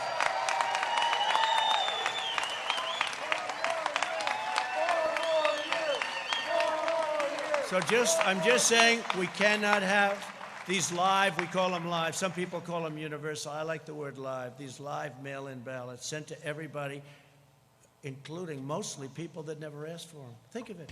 You're sitting there, you get a ballot. Here's the bottom line.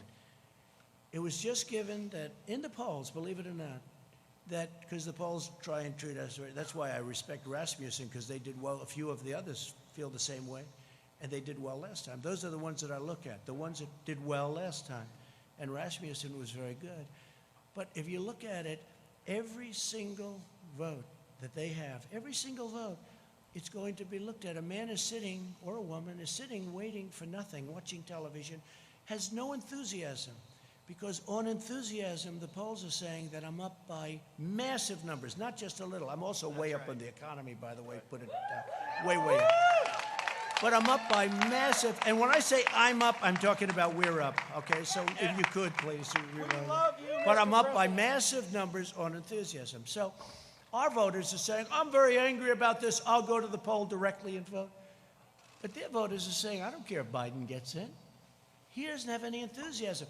When you go to Ohio, when you go to Wisconsin, when you go to North Carolina, when you go to a lot of states, they have the Trump-Pence sign on every lawn. It's all over the place, right? It's all over. We don't see Indiana, too. Indiana's great. Bobby Knight. We love Bobby Knight, too, I'll tell you. We love Bobby Knight and Coach Holtz and all of them. They love us and we love them. Indiana's great. Thank you. But here's the thing. So if they don't have any enthusiasm, so you'd say, are you going to vote? I'm not getting up to vote. Okay, I want to watch television instead of vote. All right. But here's a ballot. It just got to you. And he opens it. Oh, here's a ballot. What the hell am I going to do with this thing? And then they have somebody knocking on your door. And they're harvesting. Hey, have you gotten your ballot? Yeah, I have my ballot. You going to sign it? Well, if you want, I'll sign it. Here it is. Get out of here. That's the most honest way of doing it. And that's unfair. That's unfair. Because now they're taking all of that enthusiasm that our party has. And we have tremendous enthusiasm. I think we have record enthusiasm. We have a base. We have a base the likes of which nobody's seen, including these people. Wall Street Journal did a fantastic story this weekend, a fantastic cover story this weekend on this base. Is an incredible base. Everybody here is going to vote. Everybody in our base. I mean, we have a tremendous base. They don't. They have no enthusiasm for their candidate. Because frankly, Bernie Sanders, they have much more enthusiasm for him. But Bernie Sanders, excuse me, again, he's the greatest loser I've ever seen. This guy can lose and be so happy. Hillary Clinton, I want to use nice language, so I don't want to use a certain word. It starts with the word S-C. I don't want to use it because they'll say he used foul language while in North Carolina. So I won't do that. But Bernie Sanders got taken advantage of, is that okay? By Hillary Clinton, but worse, by the Democrats this time. Because if Pocahontas, Elizabeth Warren, got out of the campaign one day prior to the Super Tuesday vote, Bernie Sanders would have won every single state because Biden won by a little bit, and she didn't do well, but she took thousands and thousands of votes away in each state. If you add just a percentage of those votes back, that means that Bernie would have won easily the nomination. And I'm glad he didn't because he had much more enthusiasm. Yeah. And he would have had a base, much smaller base than ours, but equally, I have to say this, equally as enthusiastic. This base doesn't like Joe Biden. They don't like Joe Biden. I think we're going to get a lot of votes. We did last time. People were surprised, primarily because of trade, because I know how other countries take advantage of us, and I understand that. And that's something that Bernie Sanders people really feel, because I understand trade. I've done USMCA now. I got rid of NAFTA, the world's worst trade deal. China tariffs. I mean, China had the worst year they've had in 67 years prior to the plague. The worst year they've had in decades and decades. And we had the best year we've ever had. But we took in billions from China. We never took in 10 cents from China. Never took in 10 cents. They took China for 25 years, and not only Obama, for 25 years, China was taking in anywhere between 200 billion with a B and $550 billion from the United States. I give them all the credit, number one, for being smart and outfoxing all of the people that stood here and their representatives. But China, we built China. We helped build. We gave them $300, $400, $500 billion a year. Because before that, and before the World Trade Organization and they getting into it, China was flatlined. It was after that happened. And then they took advantage of us because we didn't have people that were smart enough to see. And by the way, Biden would be the worst of all of them because his son took out $1.5 billion and he gets fees on $1.5 billion, which is millions of dollars a year. Give me a break. China will own our country if this guy gets elected. We can't let it happen. We can't let it happen. So we have a big one coming. And just to finish, enthusiasm. So they take the enthusiasm now out of the equation because they're going to go knock on everybody's door. Here, would you sign this? Yeah, I'll sign it. Nobody knows who the hell is signing it. And they now want to have it where the signature doesn't have to be verified. No, that's right. The signature doesn't have to be verified. And then they're going to play the game that we're not patriotic. What they're doing is using COVID to steal an election. They're using COVID to defraud the American people, all of our people, of a fair and free election. And we can't do that. And don't let them give you the post office stuff. The Postal Service, they do a great job. They lose a lot of money. I've said if they charged Amazon and these companies doing that a couple of dollars more a package that Amazon has to pay, not the customer, you know what would happen? Post office would start doing very well, thank you. Amazon dumps all the packages. Why should we deliver it? We'll let the post office do it, lose a fortune. So if they charged Amazon, now, of course, he owns the Washington Post, so when I get bad stories in the Washington Post, I wonder why, right? I wonder why. But I just tell it like it is, right? I tell it like it is. We've accomplished more during the first 3.5 years of this administration than any president in the history of our country. And I'm not even getting, pushback. I've been saying this for 2 years, for 3 years. I used to say for 2 years, for 3 years. But we've done more, let's say just about. This way they can't say, well, somebody won a war or something, right? No. We've accomplished more than just about any administration in the history of our country. We've secured our borders. We've built our wall, which will be finished very shortly. We brought back manufacturing jobs. We've defeated the ISIS caliphate and killed al-Baghdadi. We also killed the greatest, biggest terrorist, maybe of them all. Soleimani, we killed Soleimani, right? And al-Baghdadi. We appointed 300 new judges. By the end of the first term, we will have appointed 300. It's an unheard of number. That's because President Obama was very nice and he gave me 142 openings. And historically, you get no open. When you become president, first question you say, how many judges? They'll say, none, sir. Because the other previous president, they want to, it's a very important thing, federal judges. So I've appointed, we will have appointed 300, could be even more than that by the end of the first term. And I sat down, first day I said, how many judges do I get to appoint? They said, sir, 142. I said, 100, because you know what? He thought that Hillary was going to win. Right? And the Republicans did not make it easy, let's say, but if you have enough time, there's not much anybody can do about it. We ended up with 142 judges, and then we've added many, many, and we're going to end up with 302 great Supreme Court justices. And remember this, I'm saying that I'm demanding, actually, a list. Let Biden put up a list of the judges he's going to appoint, that he'll take them out like I did. I had 25, and we're going to take it out of that list. And we're going to be announcing a list over the next couple of weeks with the judges that we had, plus we might add a few more, so you know exactly where we stand. He can't do it because he would appoint, it's not him, he has no choice. The radical left will demand that he appoints super radical left, wild, crazy justices going into the Supreme Court. Your American dream will be dead if that happens. It'll be dead.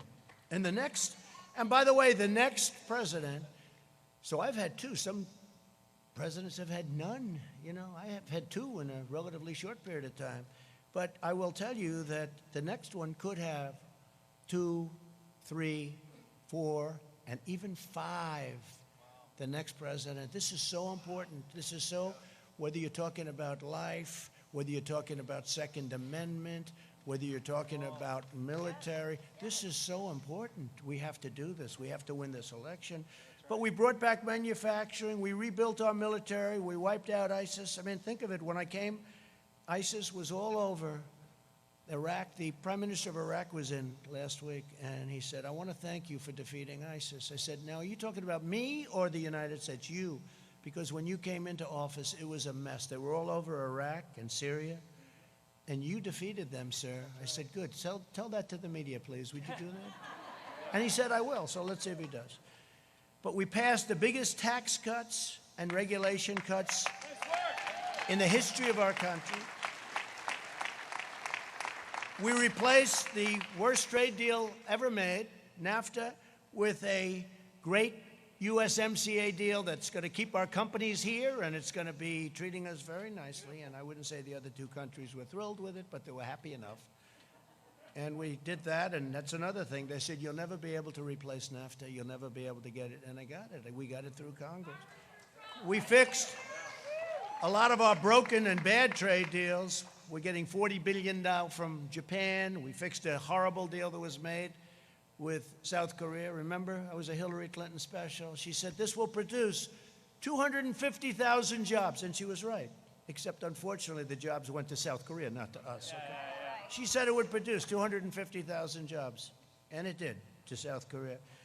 And we stood up to China like nobody's ever stood up between the tariffs and the trade deal, which now, don't forget, when I made that, the ink wasn't dry before the China virus poured into our country, right? The ink wasn't dry. So I view that differently than I would have viewed, because it's done very well. Last week they had the largest order of corn, the largest order of soybeans. They're doing things, you know, they're very smart. A lot of people, because they see my attitude, a lot of people would say, we're not going to order. They do just the opposite. I got a call last week, sir. In fact, Sonny Perdue is here, the great Sonny Perdue, Secretary of Agriculture. He's here. There he is. Is that right, Sonny? I got a call. They ordered the largest. It was the largest order of corn in the history of our country. Twice. The largest order of corn, the largest order of soybeans. So here's how smart. Somebody else would say, running some country, you know, they'd say, well, we're not going to do business with him. He's not saying nice things about it. China's very smart. Instead, they order more corn than we've ever thought possible, right, Sonny? Order more soybeans than we ever thought possible. And now I have farmers calling me up, sir, we love China very much. Please don't be too tough on them, please. It makes it very difficult, Sonny, right? You know, we do too good a job sometimes. We've achieved American energy independence, and we're now #1 in the world by far. And I saw where these phonies, you know, they want to end everything we've done. They want to end it. They want to go to wind. They don't even know if they want to go to wind. I think they want to just basically close up our country because they're taking away our strength. But they want to do something, but there is no such thing. Solar can't do it. I love solar. It's all fine. You know, very, very heavily expensive, very expensive. But they want to go to other forms of alternative energy. And I think that's okay, except we don't have them. And it's not going to power these massive factories. So we need, and hydro I love. It's one of my all-time favorites. Hydro I love, I have to tell you. That's the great dams. You don't see that too much. You know why? The environmentalists say you can't build a dam there. But now we can, because we've done things that nobody thought were possible. Like, example, the Keystone Pipeline, we got that approved. The Dakota Access Pipeline, they were all bogged down, right? Right? I got it approved. We've got things that they said you couldn't get done. So we're energy independence, and they said we want to ban fracking. Right? No fracking. They want to. How do you think they'll do in Texas, Oklahoma, North Dakota? Louisiana's going to love it. There's no fracking. There's basically, they want no fossil fuel whatsoever, okay? No gas, no oil, no coal, no nothing, okay? So they don't want anything. Now they're getting killed because a poll just came out in Texas. Texas wasn't happy. They want no guns, they want no oil and gas, and they want no God. No God. So it's no religion, no guns, right? No oil and gas. I don't think you're going to do too good in Texas. You know, George Washington could come back from the dead, and he could choose as his VP candidate the late, great Abraham Lincoln. And you're not going to win the state of Texas if you have no oil, no guns, and no religion. I don't think so. You're not going to win too many places. We eliminated Obamacare's horrible and very unfair individual mandate, which basically knocked out Obamacare. It knocked out Obamacare. We've protected your Second Amendment, so important. We've protected your Second Amendment. We've cut drug prices, first time in 51 years. We got drug prices down. Now I did a favored nations clause, meaning we pay the same price as the lowest country that has the best deal. The companies are going crazy, the drug companies. They're taking ads on me. I said, I went to Mark Meadows. I said, Mark, they're killing me. They're spending, they have nothing but cash, okay? Big Pharma, they call it, for a reason. There's nobody that gives the politicians more money than Big Pharma. Nobody, not even close. So I said, well, look, if you're not going to negotiate a fair deal, we're going to do a favored nations clause to the top people, the biggest guys. They said, no, don't do that, favored nations. No, favored nations, because, we have countries out there that are paying a tiny fraction of what our people are expected to pay. So if you have a country, Germany or others, they make, by the way, UK, all of Europe, Canada pays 50%, 50% less. In fact, people leave our country, go to Canada, pick up their drugs, and they come back home. Can you believe it? This is the kind of difference. So I said, no, I want a favored nations clause. I also want a rebate clause, a rebate where instead of the money going to the middleman, who have to be the richest people in the world, they get so much. They get more money, frankly, than the drug companies. At least the drug companies make a product. So I wiped out the rebate where now it goes to people, and I instituted what's called a favored nations clause. And it's very simple. You have that in deals. It's whatever the lowest price in the world. We're the biggest purchaser of prescription drugs by far in the world. So whatever the lowest price is that other countries pay.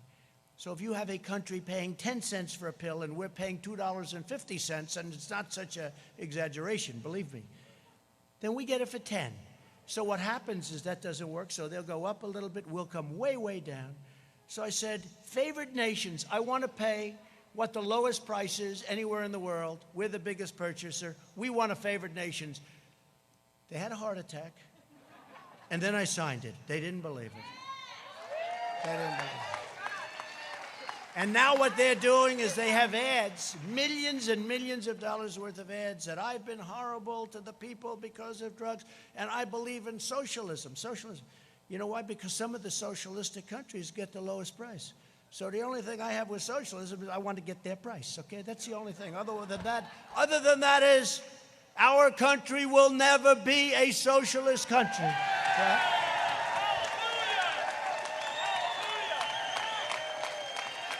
So we cut drug prices. And you could get cuts. You could get cuts.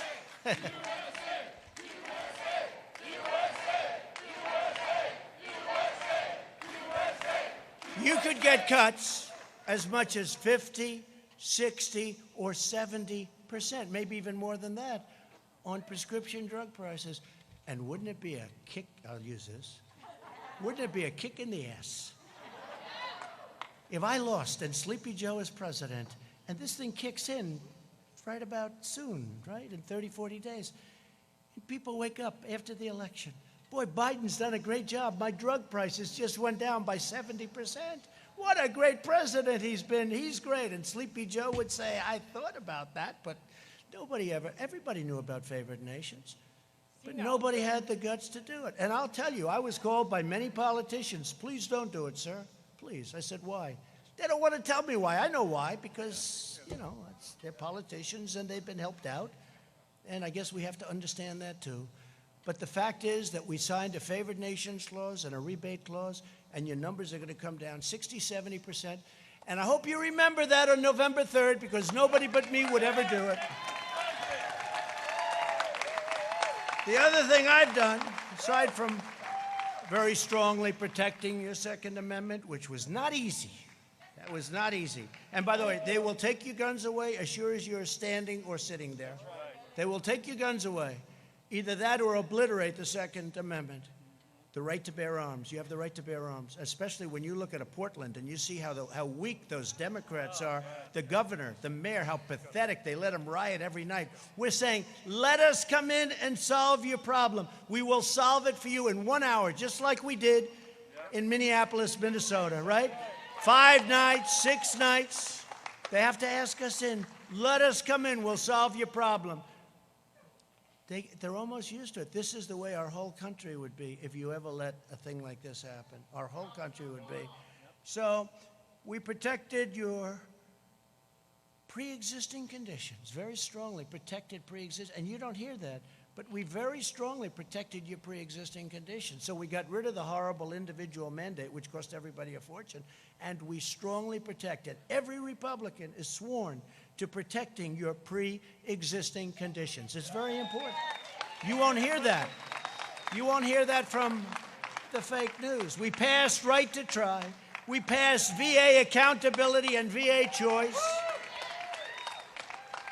We mobilized the largest response since the Second World War. We are doing an incredible job on the China virus, but I'm going to talk to you about that Thursday night. Will anybody be listening on Thursday night? And just very quickly, in the second term, among many other things, we'll continue with our military. We've built the strongest military by far. It was depleted. Hello, nice Marine back there. It was depleted like you wouldn't believe. We have the best jets and rockets and equipment of any kind. Tanks made in Ohio. Lima. Tanks made in Ohio. So we're going to create 10 million jobs, I think very easily in the first 10 months. They want to raise your taxes. All my life I've heard as a politician, you like to lower taxes, right? This is the only election where somebody said, we're going to raise your taxes. They're going to raise your taxes, quadruple your taxes. They're going to add on to the regulations so that all of these projects that we got started that are great projects, they won't be able to get built. So they're going to raise your taxes. They're going to raise your regulations, make it impossible to build a highway. It used to take 17 years, 18 years, 20 years, 21 years, long time in some cases, to get approval to build a highway, right? We have it down to 2 years now. We're going to have it down to 1. And it may get rejected for environmental or safety reasons, but we're going to know it very quickly. We're not going to take 17 years. We could name highways. They took forever. End up costing 100 times more, and they're not as good. Some of them go in circles, to get to a point. They want to miss a certain nest. So let's spend $37 million to miss. Look, we've got to be smart. We've got to be smart. We've got to win an election. Also, we're going to create tax credits for companies that bring our jobs back from China and other countries and impose tariffs on countries that take advantage of the United States. And they've been taking advantage of us for years and years, and I've already done it in certain cases. We have countries that tariff us and we don't tariff them. So they tariff us. It's very simple. It's called reciprocal. They tariff us, we tariff them. We are going to fully fund law enforcement and hire more police.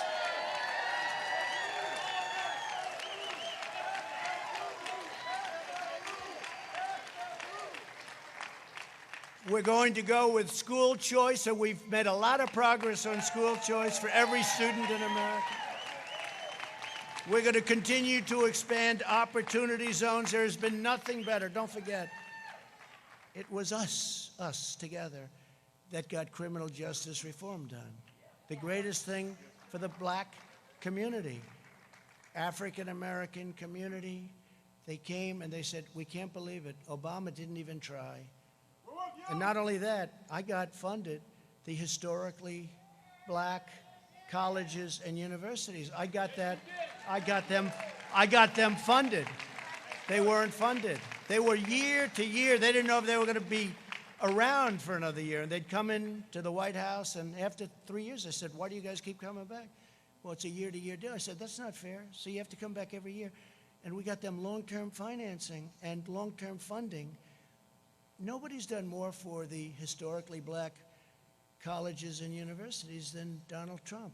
Nobody. Nobody's done more for the African American community. No president has done as much as anybody since, and I say it, since Abraham Lincoln. It's true. It's true. Criminal justice reform, opportunity zones with Tim Scott of South Carolina. He's a great senator. He's a great gentleman. Tim Scott is fantastic. Opportunity zones. But think of it, criminal justice reform, opportunity zones, the colleges and universities. What we've done has been amazing. But the most important thing is, prior to the virus, the greatest job numbers in the history of the African American community, the Hispanic community, and the Asian, as I said. So I just want to thank everybody. We're going to get rid of our sanctuary cities as soon as we can so that they don't protect. We put NASA back in action. NASA had grass growing through its runways. It had grass growing through the cracks of its runways. It was closed, essentially just a disaster. Now it's the #1 space center anywhere in the world by far. You saw the ships going up. And for some reason, a lot of rich people like rockets going up. And so we say, let's lease them our beautiful launching areas and let them send all the rockets. Let them pay for it. But we'll be landing on Mars. We're going to the moon. We're going to Mars. We'll be the first on Mars. Let's see if that happens. We have to do it. If we're here, it's going to happen. If somebody else is here, probably not. But I just want to, again, thank you from the bottom of my heart. You're incredible warriors. You have incredible strength. You have unbelievable intelligence and patience. It's a combination of both. I don't know which is greater, the intelligence or the patience, but let's assume it's the intelligence, okay? But I have to tell you, I think we have the greatest base of support anywhere, at any time, any election, and people are starting to find that out. They found it out in 2016, and I will be honest, this election, I believe we have far greater enthusiasm in this election. That's right. And we had a level that was a record, because they still don't believe what happened. They said, where are all these people coming from, right? We love you. People that were great Americans that never voted, but they were good because they didn't like who they were watching or looking. People were great. They didn't vote. I'll never forget, a congressman from Tennessee came up. They do very early voting. Tennessee, a great state. And they had just started voting, and I was in Pennsylvania making a speech, and he said, sir, I don't know, I can't speak for anybody, but I'm from Tennessee, and I've been doing this for a long time. He said, I've never seen anything like it. People are coming from the valleys and the hilltops, and they're coming from the cities. They're coming from all over. I never said they're coming out of the rivers. They're coming along those beautiful war fields that we have. They're coming from everywhere. Sir, I've never seen anything like it. But if other states are like Tennessee, you're going to win this election. He was the first one to say it. He was the first one. They came from the mountains. They came from everywhere. He said, I've never seen anything like it. And people that be having trumpets and the hats, these are people that never were political people. They never wore a pin in their life having to do with politics. It's been an incredible experience for me. It's been an incredible experience, I think, for everyone. And I'll tell you what, next year is going to be it's going to be a great, great year. It's going to be a year of tremendous success. We're fighting off this horrible thing that was delivered by China, and it was by China, and we're never going to forget it, and I let them know. We're never going to forget what they did. Because you know what? We're going to do great economic last year in the history of your state, but we're going to do better economically than we did last year. But we can never forget the 175,000 people, which will go up. Remember this, though. we saved millions, because if we didn't move, and if I didn't put the ban on highly, heavily infected people coming to our nation from China that everybody told me not to do, months later they were saying we shouldn't, and then they all either apologized or admitted it was right. And Europe, I did Europe too, very early. If we didn't do that, our numbers would be at a level like you wouldn't believe. So I just want to thank everybody for this incredible support. Be very, very careful. This is going to be, and I really believe this is the most important election in the history of our country. It is. Don't let them take it away from you. Don't let them take it away. North Carolina, we love you. That's why I'm here. Thank you very much. Very special people. Thank you. God bless you all. Thank you.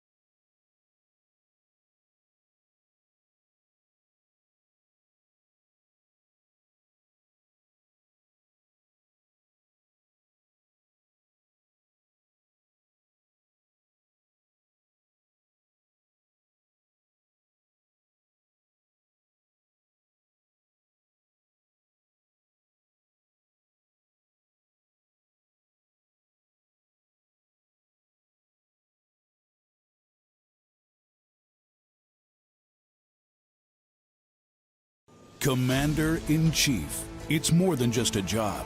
Since taking office, President Donald Trump has rebuilt our military.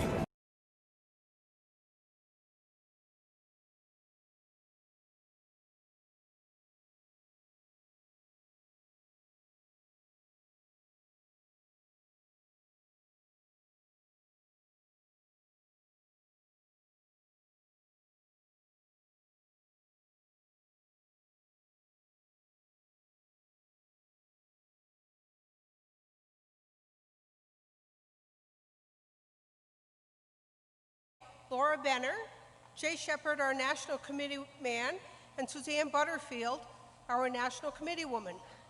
And we are from the Green Mountain state of Vermont.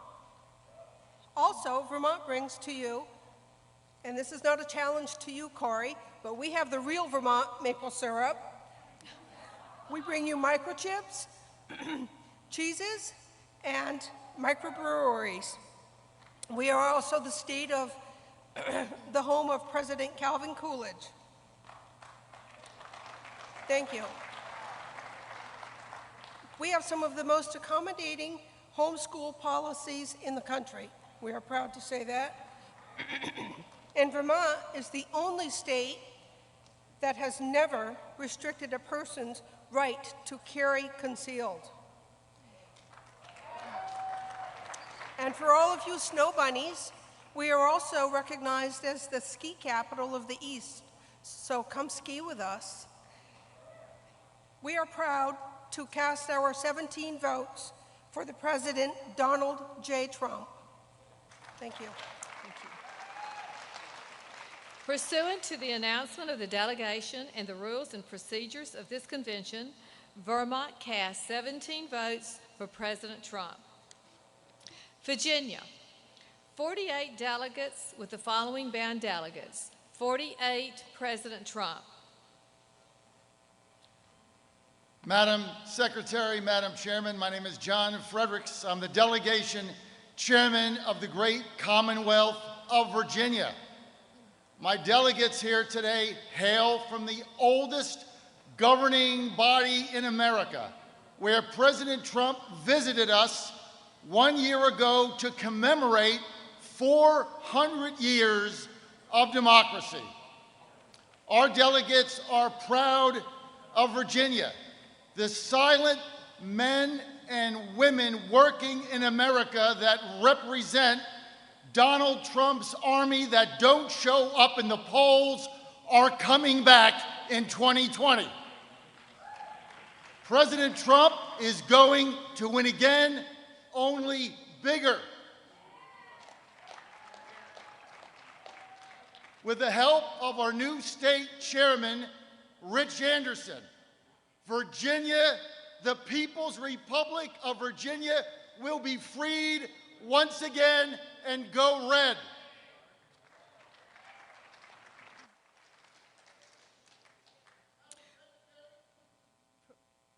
Pursuant to the announcement of the delegation and the rules and procedures of this convention, Virginia cast 48 votes for President Donald Trump. Washington, 43 delegates with the following bound delegates. 43, President Trump. Thank you, Madam Secretary. I'm Caleb Heimlich, the chairman of the Washington State Delegation. On behalf of the Evergreen State, proudly named after our first president, the most beautiful state in the nation, home to majestic mountains, rivers, hydropower, lakes, the Pacific Ocean, home to entrepreneurs, innovators, tech companies, manufacturing, farming, agricultural, natural resources, and many other fantastic industries, and a state that well knows the consequences of Democrat rule, and they're giving in to radical socialists in Seattle. On behalf of hundreds of thousands of Republican voters and our 43 delegates, we cast all of our votes for President Donald Trump. Pursuant to the announcement of the delegation and the rules and procedures of this convention, Washington cast 43 votes for President Trump. West Virginia, 35 delegates with the following bound delegates. 35, President Trump. I'm Virginia King, Delegation Chair for West Virginia. Madam Secretary, the wild, wonderful, natural resource-rich, almost heaven state of West Virginia proudly cast all of its 35 votes for our history-making President, Donald J. Trump. We pledge our country roads will help our president on his road to victory in November. Pursuant to the announcement of the delegation and the rules and procedures of the convention, West Virginia cast 35 votes for President Donald Trump. Wisconsin, 52 delegates with the following bound delegates. 52, President Trump. Madam Secretary, the great state of Wisconsin, which since its statehood has led the nation, the great birthplace of the grand old party, the state at the front of the abolitionist movement, where more than 1 in 3 fought against the Democrats to end slavery, the noble state that commemorated an immigrant colonel who gave his life to end slavery, with a statue on our Capitol Square that was recently toppled in violent protests by Joe Biden's defunding the police allies. The welcoming state that just hosted President Donald J. Trump last week, Monday, and hosted Vice President Pence last Wednesday.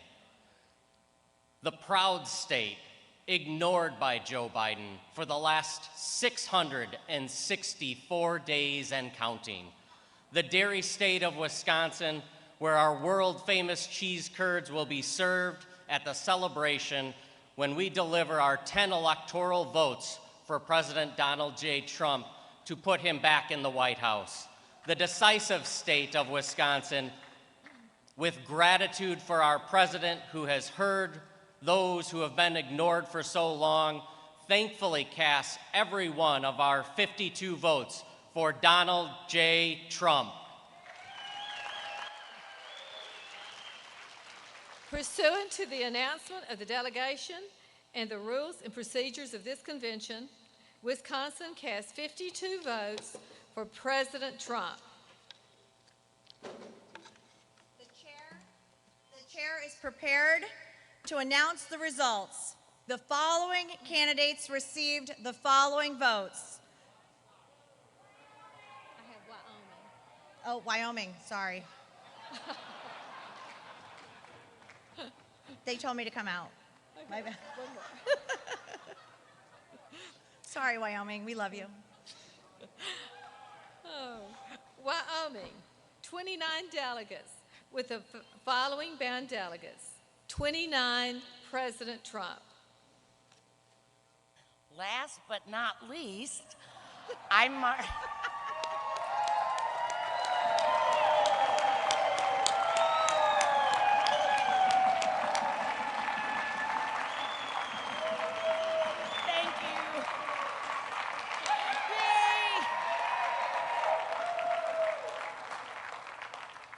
I'm Marty Halverson, Delegation Chairman of Wyoming, the last best place on earth, the way America used to be and will be again under President Trump. Home of the first national park, home of the first national monument, the real home of women's suffrage, having passed a law giving women the right to vote in 1869, a full half century before the 19th Amendment was passed, home of the bucking bronco steamboat, who was only ridden by a few cowboys, but is being ridden by Donald Trump today. Happily, unanimously, enthusiastically, Wyoming casts all of its 29 votes with our fellow delegates gathered in Riverton, Wyoming this morning for the President, Donald J. Trump. God bless America.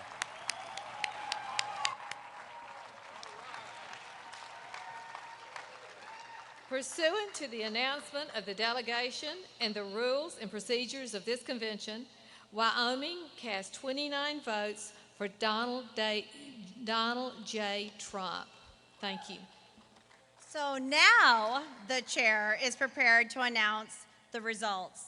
The following candidates received the following votes: 2,550 for President Donald J. Trump.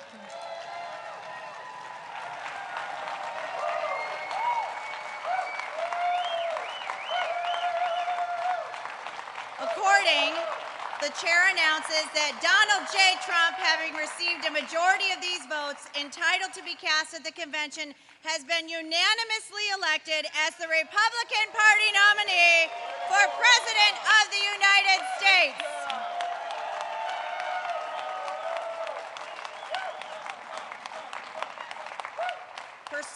Pursuant to Rule 40D of the Rule 37E National Convention Procedures, I formally declare Donald J. Trump and Michael R. Pence the Republican nominees for President and Vice President of these United States. As we prepare to adjourn, I'd like to remind the RNC members in attendance that our organizational meeting will take place shortly after the convention adjourns. The meeting will begin at 1:30 p.m. at the Westin Hotel in the Grand Ballroom, which is on the second floor of the hotel. Lunch will be provided to the members. Please make sure you are there by 1:30 p.m. as many members need to catch flights home later this afternoon and evening. While we will leave Charlotte today, I want you to know that we have had an amazing array of convention programming coming up ahead this week. You will hear convention acceptance speeches from the President, Vice President, and First Lady, with additional convention celebration events taking place the rest of the week. And now, please join me in welcoming back to the stage Leader Kevin McCarthy.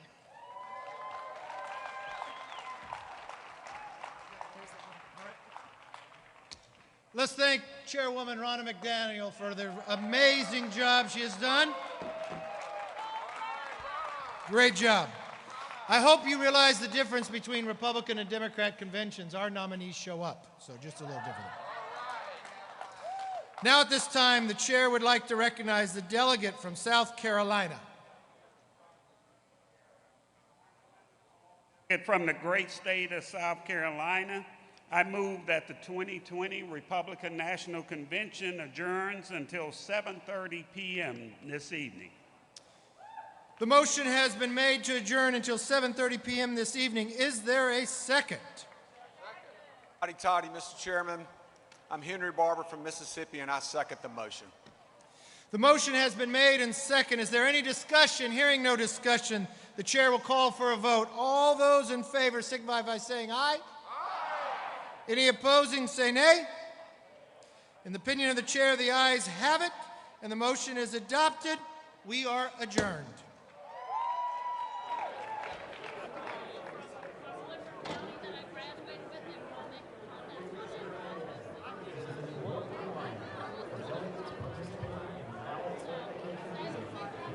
To the terrace area.